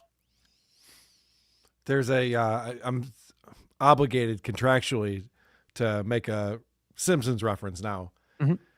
The Simpsons were way ahead of their time. There's a episode where Bart says, "I didn't do it," after everyone saw that he did it. Mm-hmm. And that takes off, and he becomes the "I didn't do it" kid. Yeah. And he's on television, in the classroom, everyone wants to hear it. And at first he's like, "Oh, really? This is my thing now?" But then when people stop paying attention to him, he's like, "Hey guys, come on, I didn't do it." Right. That's what we're watching on social media. It's actually happening to people. I thought there was a chance like I wouldn't be able to find any videos. These are in like the top 2 rows. Do a small amount of robbery. They don't do a lot of robbery. You know, they say, oh, these are ancient family heirloom jewels from the royal family, and they rob it. They don't take the Mona Lisa too. Let's be cognizant about how they robbed the Louvre, and let's be mindful that they could have been worse. We got it. All right, now, oh yeah, it wasn't me. That's what it was. I knew I had the quote wrong. It wasn't I didn't do it. It wasn't me. All right, so Mike, how many comments do you think are on a video like this? Now, remember, this is a recent video. Yeah. From a person who's still doing the demure thing 14, 15 months after it was popular. What would you guess number of comments on this? Joe Matarese got 6. So I'm going to guess 25. 3,410. What? I know! Again, this is happening. I'm just like, I don't understand. I host a show about social media. I don't understand it at all. It's like, so there are people in the world that if I met them would be like, I'm a Jools LeBron fan. Like I've gotten really into Jools LeBron for the last year. I don't think they would admit it outright, but right. Maybe. So I want to point out too on TikTok, who the fuck is commenting? Why? Because they're all positive comments all the time? Well, what I wonder about is because like YouTube, you're sitting down, you're watching a video for 30 minutes, 18 minutes, an hour and a half. And I see comments in there where they'll respond to a specific point. They'll even put a timestamp in and be like, oh, this slapped, and they'll put the timestamp, or I don't agree with this opinion, and they'll put the thing. And so they're kind of participating in the video. TikTok is a thing you just scroll through, you just watch it. And you watch the video, and then you scroll and you watch the next one. It just goes and goes and goes. People are stopping. 3,410 people are stopping on this video going, let me add my piece of information into this. I guess, but that's the illness of social media, because there's a lot of people that don't watch videos on YouTube. They only live on Instagram or TikTok, and those 30, 90-second videos, whatever, that's their entire day. They're just scrolling all day, and they don't even realize the video has restarted 7 times while they're writing their comment. Right. It takes longer to write the comment than it does to watch the video. Yeah. That's very funny. Well, we have another video from... I really want to drive the point home. Jools LeBron here. Yeah. Thanks, Mike. Thanks for doing the hard work no one else wants to do. You see how Tammy Roman doesn't let her daughter bring her girlfriend to her own graduation? Not very demure. Not very mindful. What the fuck? We is she talking know. about? We got it. What the fuck is she talking about? Tammy Roman doesn't let her daughter or what? My first thought when I heard that was not very demure. Not very mindful, right? Yeah, we all thought that. You see how Tammy Roman doesn't let her daughter bring her girlfriend to her own graduation? Not very demure, not very mindful. You see how some parents need to learn by being cut off? Because if you're gonna act a fool on my special day and dictate it on my special day. Oh, this isn't about Tammy Roman at all. I suspected not. I suspect there's nothing to do with this person. I don't know what she's talking about. You got your therapist hat on today. Very good. Well, let's find out what this is about. I think if that doesn't count as being a reason to be cut off, what does? When you make your TikTok video, can you turn your hairdryer off? Is there a reason why that's blasting in the background? I feel like I'm in a salon while watching these. Not very mindful. No, not Demir. I'm not like these crazy girls. I've not talked to my family for 2 years. Y'all don't want to get pronouns right? We'll come back when you can. You don't want to respect who I am and who I date? We'll come back when you can. I love you, but I love me more. You're existing in a world I don't want to be in, and I will leave you right in that world in a very demure, very mindful manner. Parents, let's remember, let's be very cognizant and very demure about our children who may or may not be queer, and let's not make them feel othered. There's no way this thing loves itself. The fact that Jools LeBron is talking about self-love is laughable. The bullet casings read demure and mindful. Interesting. Secondly, Mike, rather than make that a TikTok video, call your mom. Yeah. Sounds like you need to talk to your mom about this. Or dad, more likely. Yeah, more likely dad. But maybe you just need to give him a call and just, hey, we haven't talked in a couple of years. Let's figure It's this all out. okay. Stop saying demure and mindful. It's more of a mental illness than whatever else you're working through. Right. Demure and mindful on repeat is crazy. We don't care what gender you think you are. We just want you to stop being so fat and ugly on the internet. It's very embarrassing for our family. You want to guess how many comments this one has, Mike? 11 million. So this is also from 2 days ago, as the last video was also from 2 days ago. The last one had 3,400 comments. This one has 126. I guess the video that was directed directly at her parents, no one gave a fuck about. Go figure. Interesting. So that's interesting. That's fun. Yeah, I just figured. Because I genuinely was curious, kind of like the Hawk Tua girl. Like, what happens to these people after the internet chews them up and spits them out? And it's like, oh, they're stuck in the same cycle. That's fun. That is fun. All right. You know what's not fun is Dat Fan. Dat Fan is a comedian who's never been fun. I believe me, I've lived through it. I know. And Mike is following this beat, which I do appreciate. Yeah, so he has wacky sales pitches. And this is one of the wackier. He's trying to get people to his show. I think this might be an accidental combination of two videos or something. Maybe you can help me figure it out. He's always trying to get people to his show. Oh, yes. Very much so. He doesn't do a good job of it because I've seen what his shows look like. Hey, Dad, you just moved to Jersey. Start talking about local bars. No, don't take advice from Joe Matarese, please. Do not do that. Under the Tuscan Sun. We're watching Under the Tuscan Sun with Diane Lane, one of my wife and I's favorites. Come on down. We are, I think, approaching 80% sold, if not higher. So it'll be this coming Saturday. I really like it. It gives hope in a time of darkness, and it lets you explore what if your life was just completely different than the one that you're used What's to. happening? Like, let yourself be free. Obviously, nobody could do it like Diane Lane. And then also, it's in Europe, so it's great traveling. And it's mixed with Zillow. What the fuck? Did you understand that? No. So they're talking about a Diane Lane movie, and then it cuts to him saying, hey, we're like 60 or 80% sold, which means there's no way he's either. Right. We're 60 or 80% sold? That's a big difference, Dad. Well, it would be a big difference if it was a theater. Well, see, that's the thing. That's kind of a giveaway right there. Okay, it's like we've sold 6 or 8 tickets. Right, because it could literally be when I called the promoter an hour ago, we were at 60%. We might be at 80% now. They might have sold 2 more tickets. Yeah. And then it cuts back to, here's what I liked about the Diane Lane movie. What is going on? And now it's saying it's sponsored by Zillow? Wait, Yeah. Now we got a Zillow logo that's pulled up. Zillow. I didn't realize it was sponsored by them. Well, it probably isn't, but Zillow is a company that he's showing the logo of. I'm going to back this up a little bit. This is crazy. And the weed shop down the street. Let's you explore what if your life was just completely different than the one that you're used to? Like, let yourself be free. Obviously, nobody could do it like Diane Lane, and then also it's in Europe, so it's great traveling, and it's mixed with Zillow. Special thanks to... I guess that was a joke.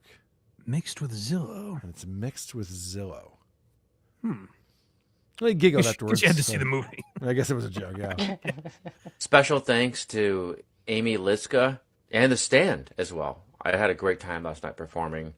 Thank you all. The show is over? What? What? Was it 60 or 80%? You see my confusion? That was last night? Why are we talking about it? What's going on? I don't know. I don't know what the fuck this video is. Huh. I also have to tell you, and maybe people should be more like Dat Fan, but when you see comedians who are on tour or bands who are on tour or any performer, it's all about like what's next. Yeah. You know, you go, okay, hey, we'll be in Detroit. See you in Detroit. Hey, Baltimore. Don't forget next weekend. You're not like, hey, so last Thursday in San Jose, that was fun. You don't think there's a lot of money in someone sitting at home going, I missed that fan show. Shit. No, I don't. I think it's I'll a get them next time. Dumb strategy. Last night, we really appreciate it. We have October 25th coming up, and it's going to be Janet Regensburg, myself. We have Laz Vick. Laz Vick? That's a big Janet Revicksburg. I've been to a lot of comedy shows. Yeah. And I always when I go to Doug Stanhope, I'm like, I hope there's like 80 people opening for him. Because it's not like I'm going just for him. Yeah. The more the merrier is what I always say. Yeah. Hey, it's a bunch of people I've never heard of. Great. Can't wait to hear them on Tom Meyer's podcast sometime in the future. And it's going to be Janet Regensburg, myself. We have Laz Vick. We have Terry Ann Zander. Terry Ann Zander looks like she's 73. Like, if you're a veteran. This is the problem, Mike. Like, at a certain point, I'm talking to you, Ray DeVito. At a certain point, like, you didn't make it, man. Comedy's not your thing. You got to move on and try something else in your life. And this is where it's actually beneficial to say Dat Fan and Friends. Because when I went to that, I was like, who could possibly why would they market it this way? Dat Fan and Friends. Tom Myers and Friends would have been a much better, not even joking, that would have been a much better sales pitch, especially in Havre de Grace. But like, this is a situation where you just call it Dat Fan and Friends. No one gives a fuck that Janet Regensburg is going to be there. You don't think Terry Ann Zander should be on the marquee? It's not getting asses in the seats, no. All right. Unless it's Terry Ann Zander's family. We have Laz Vick. We have Terry Ann Zander. We have Kelly Fine and Patrick Seaman all performing with us. Wow. Patrick Seaman, huh? I wonder what the jokes are. So, guys, growing up was tough. Oh, yeah. I bet it was. I bet it was pretty tough for you. All right.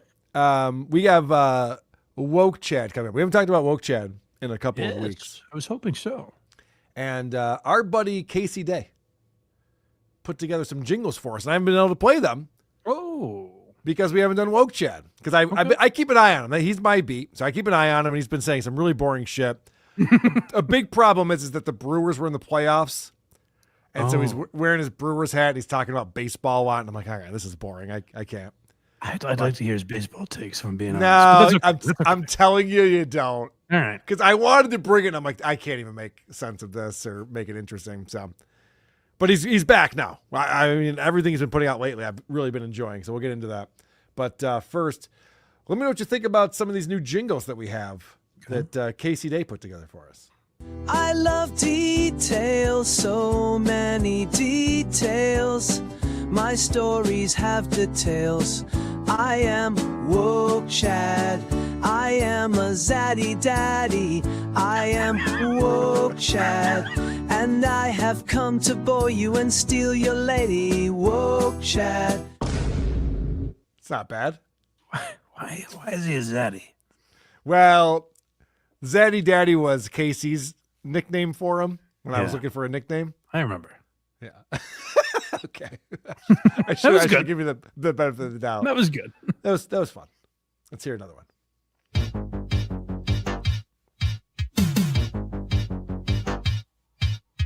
I am woke, Chad. I am a zaddy daddy. It's kind of like 80s. I am woke, Chad, and I have come to bore you and steal your lady, woke, Chad.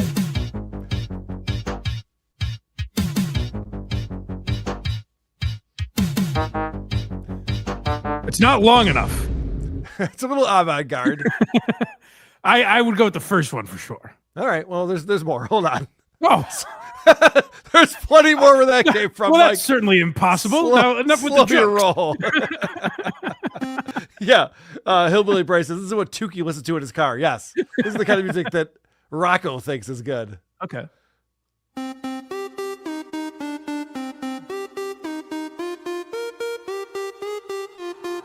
I am woke, Chad.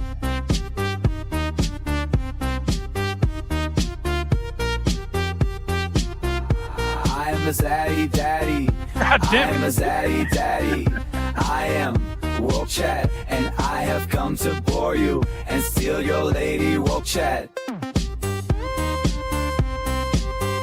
Woke, Chad. I'm not gonna lie. There's something about one that's tickling me. Oh, you like that one? Yeah. All right. All right. Well, there's a couple more. A couple more. Let's see what else we have here. Like again, Casey Day submitted these for our Woke Chad jingle. I am woke, Chad. I have a feeling I know where it's going. Yeah. I am woke, Chad, and I have come to bore you and steal your lady, woke, Chad. You know, in Casey's defense, he might have sent these to me going, pick the one you like. I was just about to say, I'm going to get a very long message about how Carl fucked him because we weren't supposed to play all of them. You're right. That's what's going to happen. Well, Sorry, we got Casey. one more. We got one more. might Let's as well. see. Maybe this one's good. I am woke, Chad. I am a zaddy daddy. I am woke, Chad, and I have come to bore you and steal your lady, woke, Chad. All right, I'll be honest. I'm a dork. So that was like They Might Be Giants-esque. The first one was Ben Folds-esque. I liked both of those the best. You like number 3 still? Where are you I kind of like at? this last one. I That was didn't mind pretty that. good. Yeah, it's pretty happy. Yeah. Let's not forget this one, though. I love details, so many. All right, This is a good one. All right, we don't have to keep listening to these. Yeah. So we're going to find out a new wrinkle in his history. It turns out, and I'm not surprised by this, turns out that Woke Chad ran for office. Really? Yeah. Yeah. Okay. So he fancied himself a politician. Let's hear the story. This reminds me that when I was running for state assembly, I made a video really similar to this one where I was talking about the clouds and encouraging Wisconsinites to appreciate them and realize what they have, and I felt so good about it. I thought it was an uplifting, fun video, and I went to bed, and the next morning I got a call from a political consultant person down in Madison who was like, yeah, I saw your video about the clouds, and anyway, that was great, but you didn't mention any policy or even talk about the campaign and just, what are you doing? And maybe he was right, because I didn't win, but that was years ago. Maybe this is the key now. This is what we should be talking about. Vote for me, and we'll talk about the clouds. Look at these gorgeous, wispy, sunset Wisconsin clouds. I feel like people take them for granted, and I want to tell the world how beautiful they are. Maybe I noticed them more because growing up on the East Coast, I don't feel like I saw clouds like this. And when I moved to the West Coast, I don't feel like I saw clouds like this. Vote for me. Yeah, we don't have any and we'll clouds. talk about the clouds. We don't have clouds out here. I've always said that. I'm sure he lost an election. That story checks out. There's no way he made a video talking about how great the clouds are in Wisconsin when he was running for state assembly. I also don't understand how. I've never heard this before. I don't get how you can start a video by saying, a long time ago I made a video a lot like this. Yeah. Well, it's like the video hasn't started yet. How could it be Right. anything like this? we saw a prequel.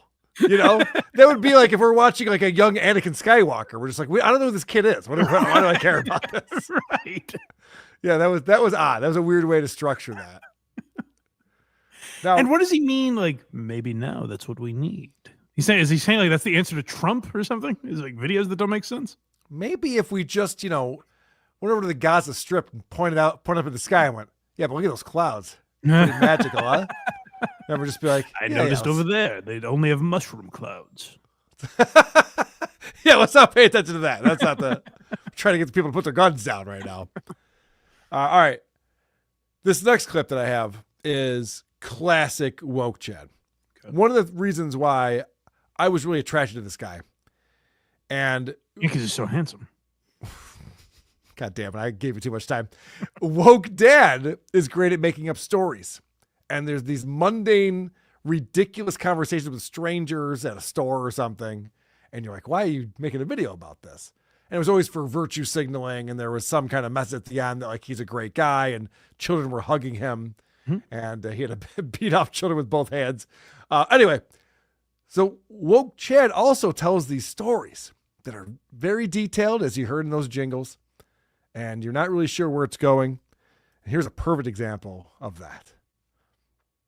I walked into a Mexican restaurant tonight, and the lady who worked up front was out from behind the counter, standing behind a girl who I discerned was her daughter, a girl who looked far too young to be driving like kids do these days, but the girl had keys in her hands, and her mother was helping her with the coat up on her shoulders, and she gave her a half hug from behind, and she said, "Okay, have fun, be careful."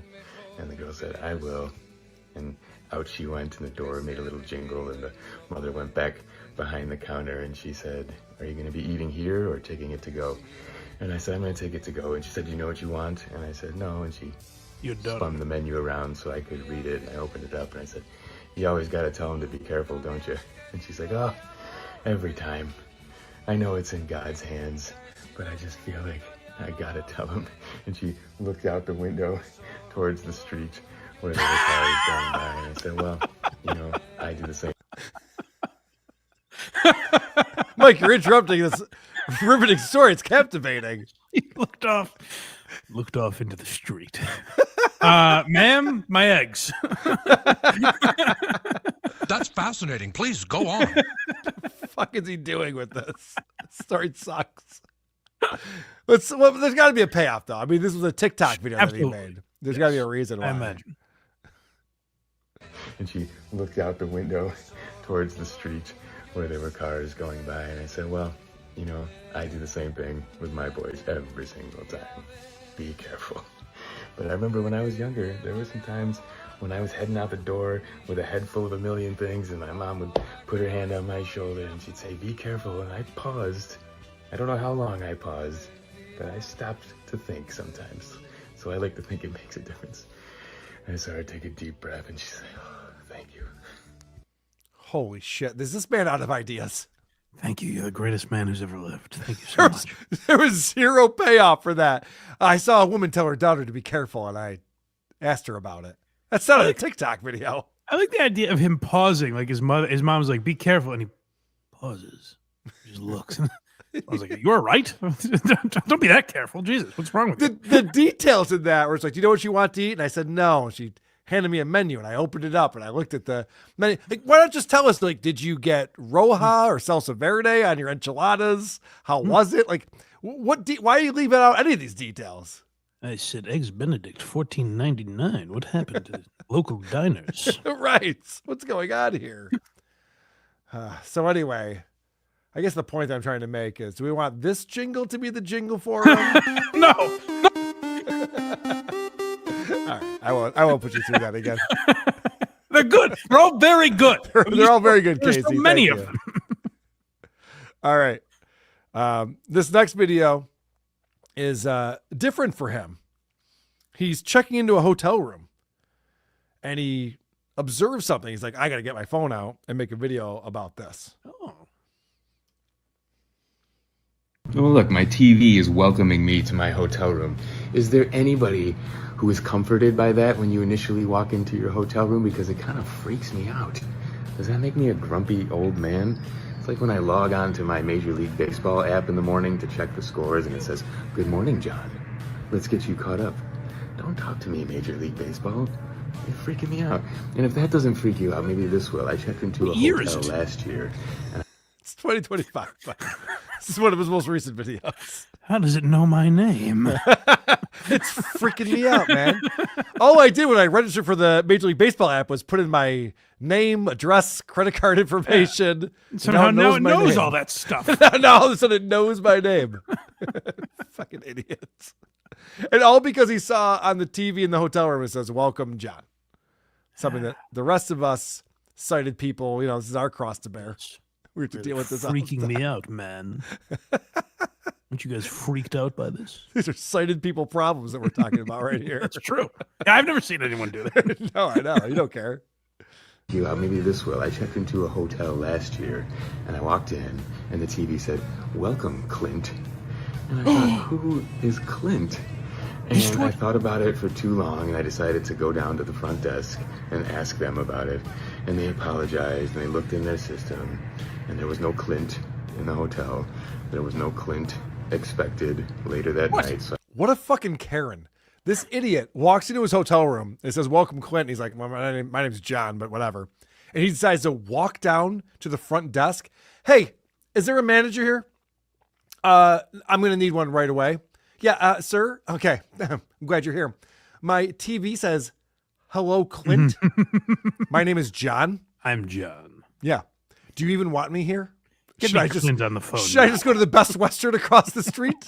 Because I don't need to give you my fucking money." I guess because I didn't know this happened in hotels. I'm sure. Not even playing into the blind thing. Yeah. Wouldn't you check to see if it was your room or no? Yeah. Yeah. Yeah, you'd probably. I'm not saying it's a worthy story. I'm just saying I get where he's coming from. I would do this crazy thing. Yeah. Where I would just call the front desk and go, "Hey, just making sure yes. 434. Okay, I see what you're saying. That's just making sure 434 is my room just because the TV fair. says Clint's supposed to be here. I guess you don't need to make a mockery of them. I suppose you're right. and they apologized, and they looked in their system, and there was no Clint in the hotel. There was no Clint expected later that night, so I went back upstairs, and I eventually got to sleep, but I must have woken up 3 or 4 times because I thought I heard something. Okay, this is the part that's crazy. So he goes down to the front desk, and he goes, "Guys, it says Clint. I'm not Clint." They go, "Oh, I don't know why that happened. There is no Clint anywhere in our records. They're not coming anytime soon. They weren't here recently. There is no Clint." And John, Woke Chad, says, "I couldn't sleep that night.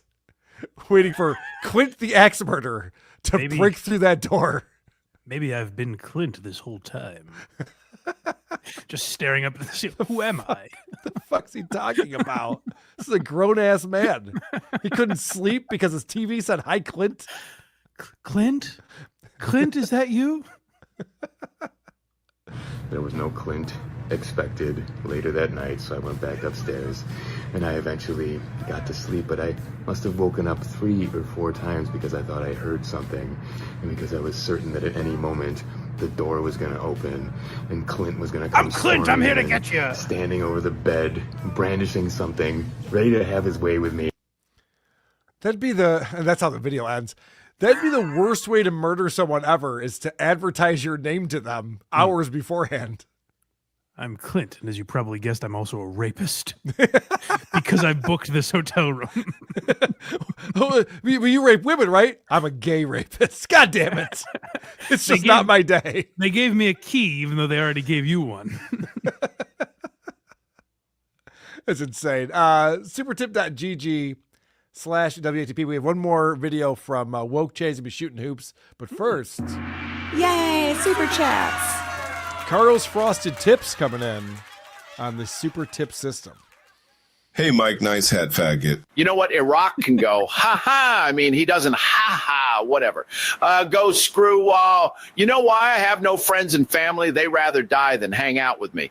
Who cares? Ha, racists. Good point, Opie. Mm-hmm. Making good points.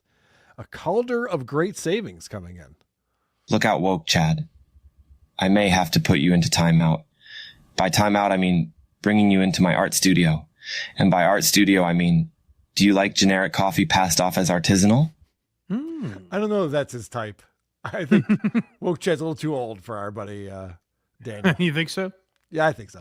Woke Chad would accept free hugs, I think, though. Rumpled Trenchcoat, a Columbo podcast. But who was that Clint fella? We never get the answer. Rumpled Trenchcoat. I'm sorry. Terrifying. It's going to keep me up at night now. I probably won't sleep a wink tonight. All right. So this is exciting because we watched this video. It's all one take. And Woke Chad is shooting hoops. Sick. To start up, he gives us his message. So the phone is set up on the ground, looking up. He just made a shot from the middle. He grabs the ball. He goes back to the middle. And he makes another shot. It looks like it's pretty far range, too. These shots he's doing. His third shot.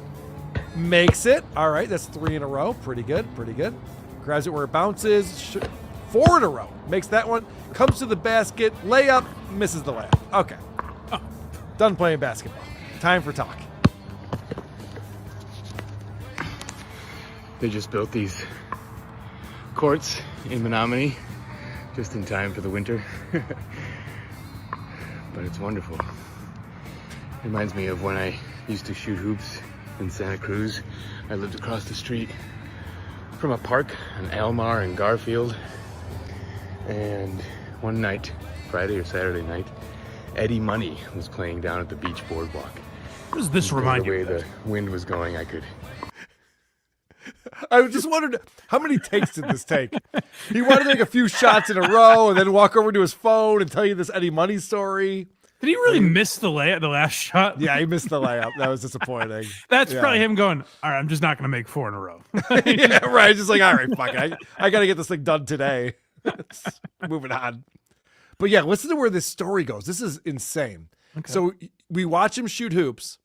And he tries to act like all these videos are so spontaneous. He's always just like, oh, hey, I didn't see you there, phone. Oh. So I was at the Mexican restaurant, and this woman's telling her daughter to be careful. Oh, I see you there waiting for an Eddie Money story.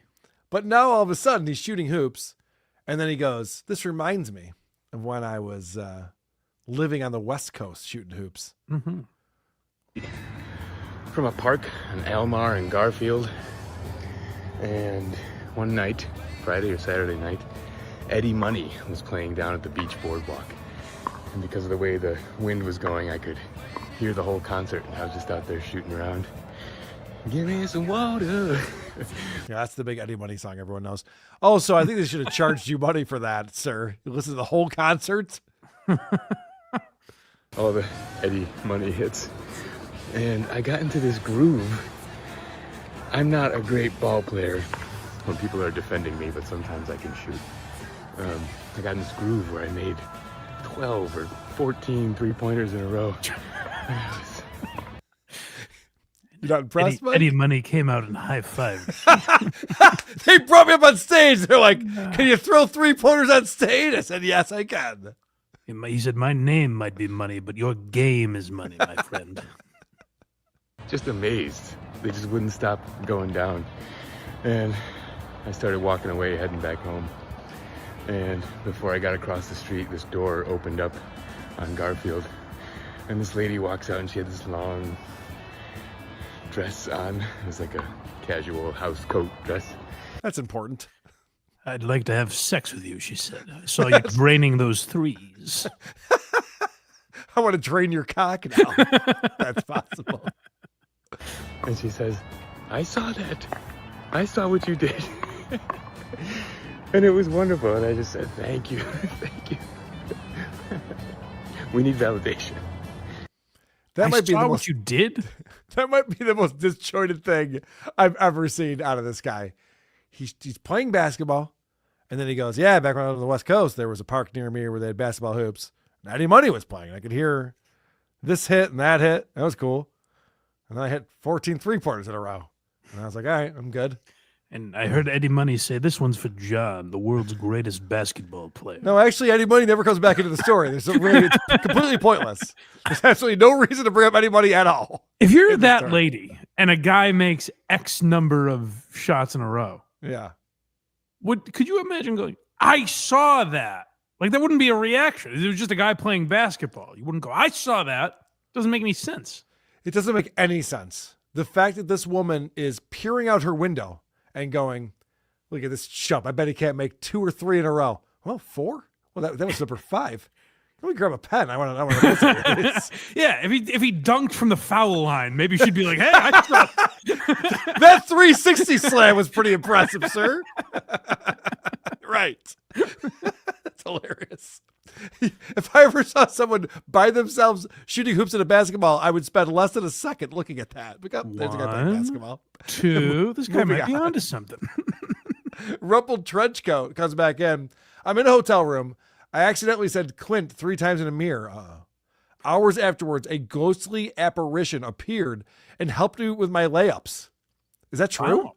That's big if true. Like, we're making fun of this guy for no reason. It all checks out, it seems. Rumpled trench coat. Thank you for weighing in on this. Here we were thinking none of this had any meaning. Yeah. All it has is meaning. Mike, we got a couple voicemails.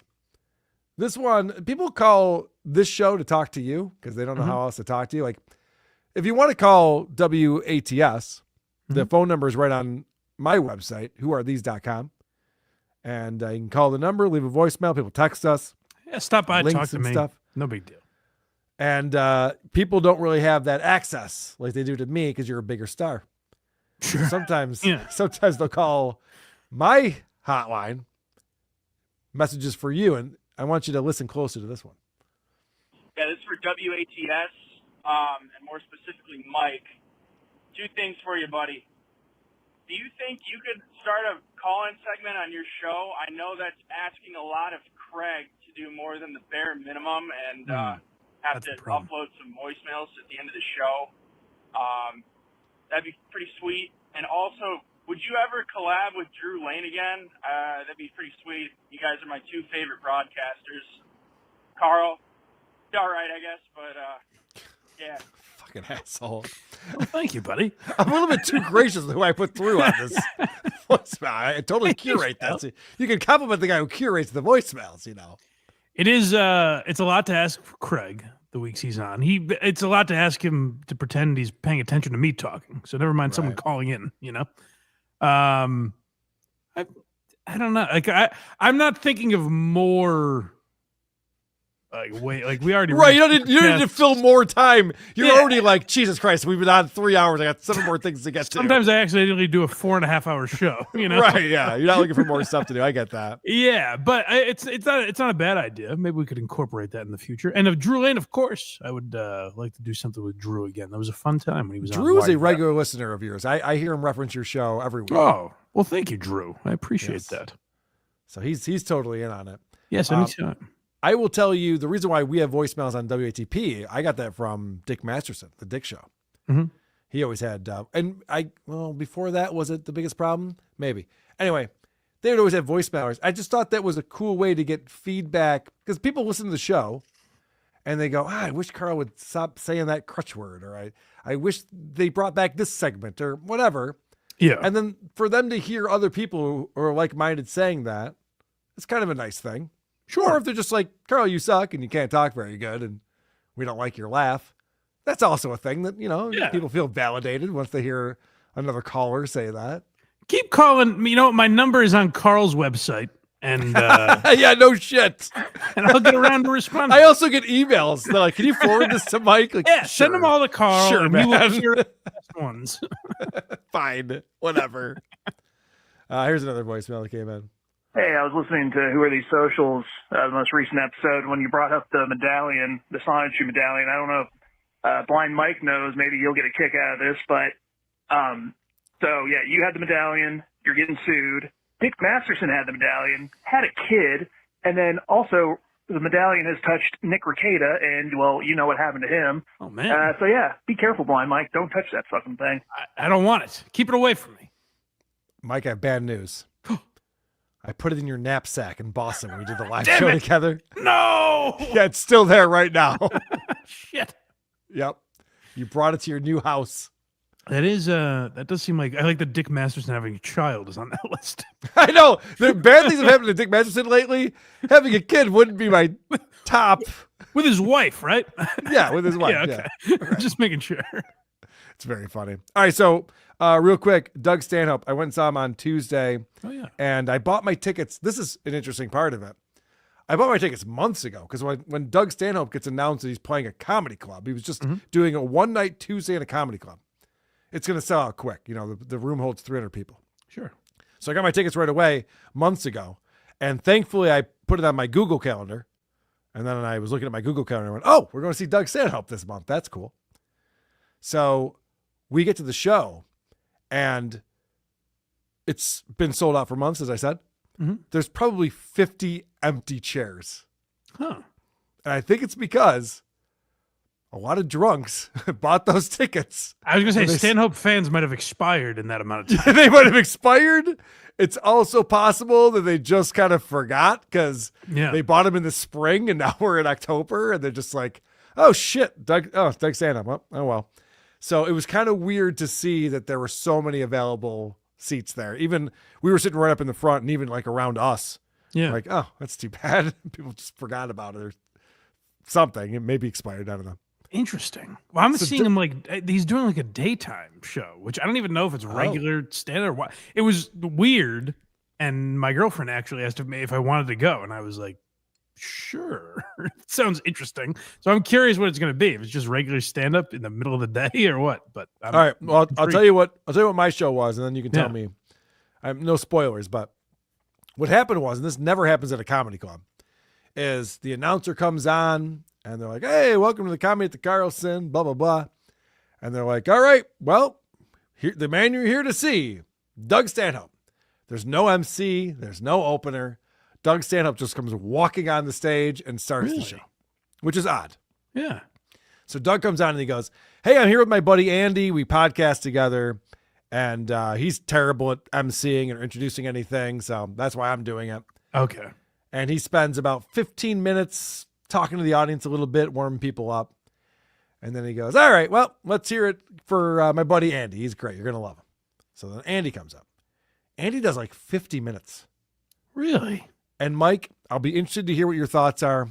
I was very quickly like, oh, okay. Oh, interesting. I was not impressed. And you know, he had the Doug Stanhope stamp of approval, so I gave him a couple chances there. Yeah, I was like, The audience was into it. People around me were laughing, so it could have been me. I had a similar. I saw Louis C.K. over the weekend, and his first opener, Shane Torres, did very well. He was very funny. Mm-hmm. And the second guy comes on. I think his name is Greg Hahn. Okay. I didn't get it. Like, yeah, I guess the bit is that he's like a corny comedian. Like he's doing like purposely, you can tell it's like a character he's doing, but he's like snapping into the microphone and being like cheesy. I didn't get it. It's the same thing where I'm like, well, Louis likes this guy. So there's, I gotta focus. Maybe I'm missing something. And he wasn't bombing, but it was weird. And then everyone I had like friends at the show and they were like, what the fuck was with that guy? I was like, I don't know. I missed it. I guess you got to be in the mood for it or something. Maybe. You know? Maybe, yeah. Because the last time I saw Tim Dillon, his opener, I never even smiled. I was just like, what is going on? So sometimes they do that on purpose so they seem a lot better, but this was not that case. No, Tim Dillon used to have Sam Talent, who was very funny. Yeah, it wasn't Sam Talent. Yeah. He is very funny. So this guy Andy comes on and he's doing 50 minutes. And Jen, my wife, turns around to me and she goes, are we ever going to see Doug Stanhope again? I don't know. That'd be great. I don't. I honestly, I'm like, I don't know if he's still doing the show or not. Yeah. So finally, actually, there was a very funny moment where this guy Andy told a joke that was supposed to be, so now there's a U.S. Pope who's molesting children or something like that. But he said U.S. priest. And he's just like, nothing. Like this guy is like, oh, nothing. And Doug Stanhope from the green room opens the door and yells, "You said priest, you idiot." He's like, oh, I guess it was my fault. He said the joke wrong. So Doug was paying attention. He was there. It's, whatever. Oh, but wow. so he came back out. So he's like, all right, now Doug's gonna come back out. And then Doug does a full set. So it went over 2 hours, the whole show did. And that's So why we- it's starting so early. It might not end until fucking midnight. This show started at 7, but yeah. Yeah. So we all got our money's worth, which was great. And then at the very end, they both are on stage and they're both kind of riffing because I guess they podcast together or whatever. And that was fine. So it turned out to be a good show, but I didn't like when I bought the tickets, it just said Doug Stanhope. Yeah. I would have loved like 55 minutes of Doug Stanhope and then I could just go home. Yeah, show up late. Right. That would have been fine. That is interesting. I know of that guy from the podcast. I don't know a ton about him, but I'm glad I at least have warned. If I hear that name, I'll be like, oh boy. Well, you might like him. It might Okay, be my I'll own... give him a chance, but it's good to set the bar low. Right. You might actually, now that I said that, you're be like, this guy's hysterical, Carl. What the fuck are you talking about? And as we're talking about Doug Stanhope, we've vamped long enough that we did get Yay, super chats. Oh boy. a very generous super tip coming in on supertip.gg/WATP from our buddy Nan Cram. I have nothing to say but take this. Love you both. Hope you share. $100 from Nan Cram. Oh, thank you, buddy. Thank you. That helps us out a lot. We do share that 50-50, so we appreciate the support on this show. Mm-hmm. The other thing about the Doug Stanhope show that was fun was there was a woman in the front row who was kicked out. Nice. Doug's doing this thing now where he doesn't own the rights to any of his comedy specials. So if he wants to put up, so if he wants to put up older jokes, because all of his comedy specials were put out by corporations. So if he wants to put up old bits that he's done on social media, he can't monetize them for himself. He gets copyright struck. Okay. So he says, what I'm doing on this tour, or what I've been doing, is for my closer, I go back and do an old bit. And that way I have fresh video of it that I can put out on my social media. Yeah. So he sets it up that way and he goes, all right, so tonight I'm going to do this thing. And this woman in the front row, who, by the way, Doug gave his glass of red wine to, his full glass of red wine to this woman because she asked for it. So this woman is standing up talking to him like she's in the show. And he's going, yeah. All right, cool. I'm just going to do my bit. And then if you just sit down and stop talking, I'm just gonna do my bit. And then, whatever you want to do after that, it's all good. And this woman can't stop talking, can't stop talking loudly at Doug standing up.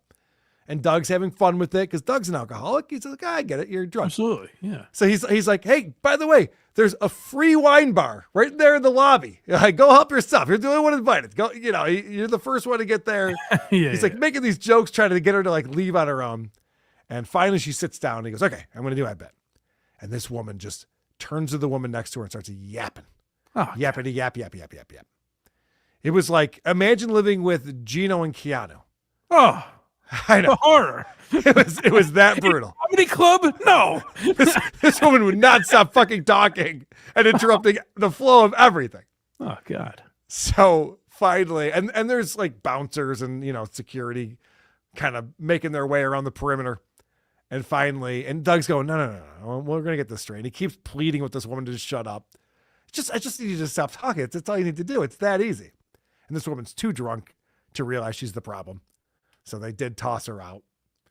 And it's always fun when someone gets tossed at a comedy show. Am I wrong about that? Oh, well, as long as like the comedian kind of like Stanhope knows how to handle it, obviously.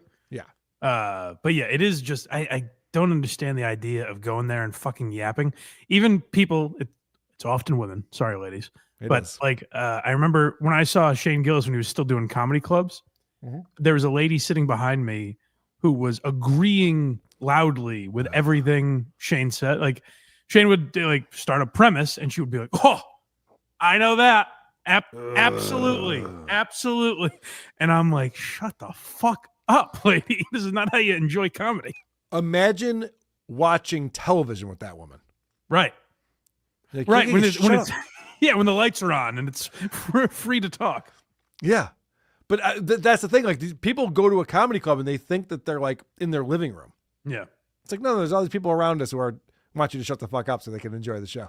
And Stanhope's audience is probably a lot of hardcore comedy fans, but also a lot of real degenerates. So I guess you. Yeah. He even said that he loves it too. He's like, we're a dying breed as alcoholics. You guys are on a Tuesday night. This is great. Yeah. So Doug's fantastic. He's always a lot of fun. Good. And always dressed to the nines. That guy. Mm-hmm. Yes. Always I like his jackets. Good. You know what else looks really good is blindmike.net, this little website where you can get all the links to all the things that Blind Mike Geary is up to. That's right. Why Are You Laughing? History of Comedy podcast that I do. Who Are These Socials? Links are up there, as well as the Blind Mike Project every Sunday at 10 a.m. on YouTube. Subscribe to my YouTube channel, Blind Mike Project, and you get all the notifications and whatnot. And you can become a member for as little as $5 a month. We just posted on there. The next Why Are You Laughing is the first Why Are You Laughing we ever did was The Day the Laughter Died. And we just did The Day the Laughter Died Part 2, which was a much more underappreciated album, but I appreciated it for very different reasons. So we covered that, and we're live Sunday at 10 a.m., so check all that out. Excellent. And, of course, Who Are These Podcasts? We put out podcasts every Thursday and Sunday. If you want to watch video, it's available on our YouTube channel. And we just posted the video last night.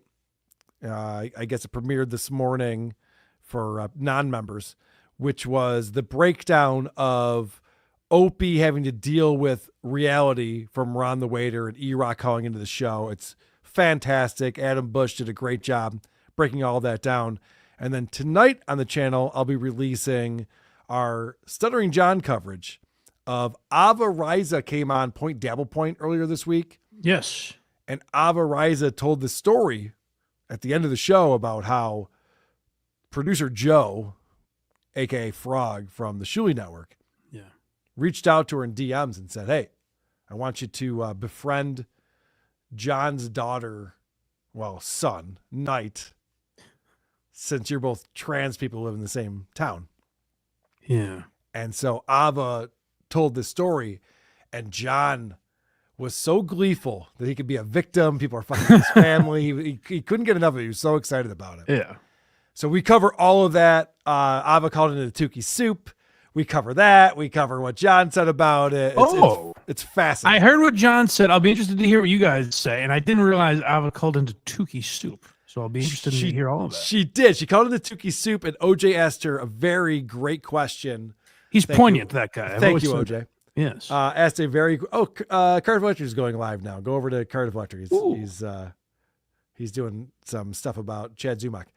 But so we played OJ asking, hey, you said you have the phone call, the Frog, the recording of the phone call. Yeah. And Ava goes, when I was on the show, I was drunk. I was just making shit up. So Ava lost all credibility. But then what I didn't see, Mike, because I saw it this morning, was on the Uncle Rico show, producer Joe showed a text message from Ava that Ava didn't show, where she goes, I'm not getting a response from Knight, and with like a sad face. I heard that. You did hear about that. I heard Joe say that, yeah. So Ava's going on and on about how, can you believe these monsters wanted me to get in touch with your family? Meanwhile, she totally went along with it. And I'm not saying it's the right thing. I disagree with Joe. Stuff. I disagree with Joe saying that and trying to get her to do that. So I'm not sweeping for the Shuli Network. Right. But at the same time, it's like Ava's acting like she's this champion of family values. And she was like ready to be like, yeah, I'll try to befriend Knight and get some dirt. Why yeah, not? I realized something about that. I thought it was like Ava was doing a bit for John, and I could tell when I was watching her on with you guys Monday. Yeah. I was like, oh, obviously it's a mentally ill person, and they're dealing with a lot. Like if you're on with like Carl and Shuli, and you're like, I'm just so nervous to talk. It's like maybe this isn't the game for you, Well, she begs to come on these shows. Yeah.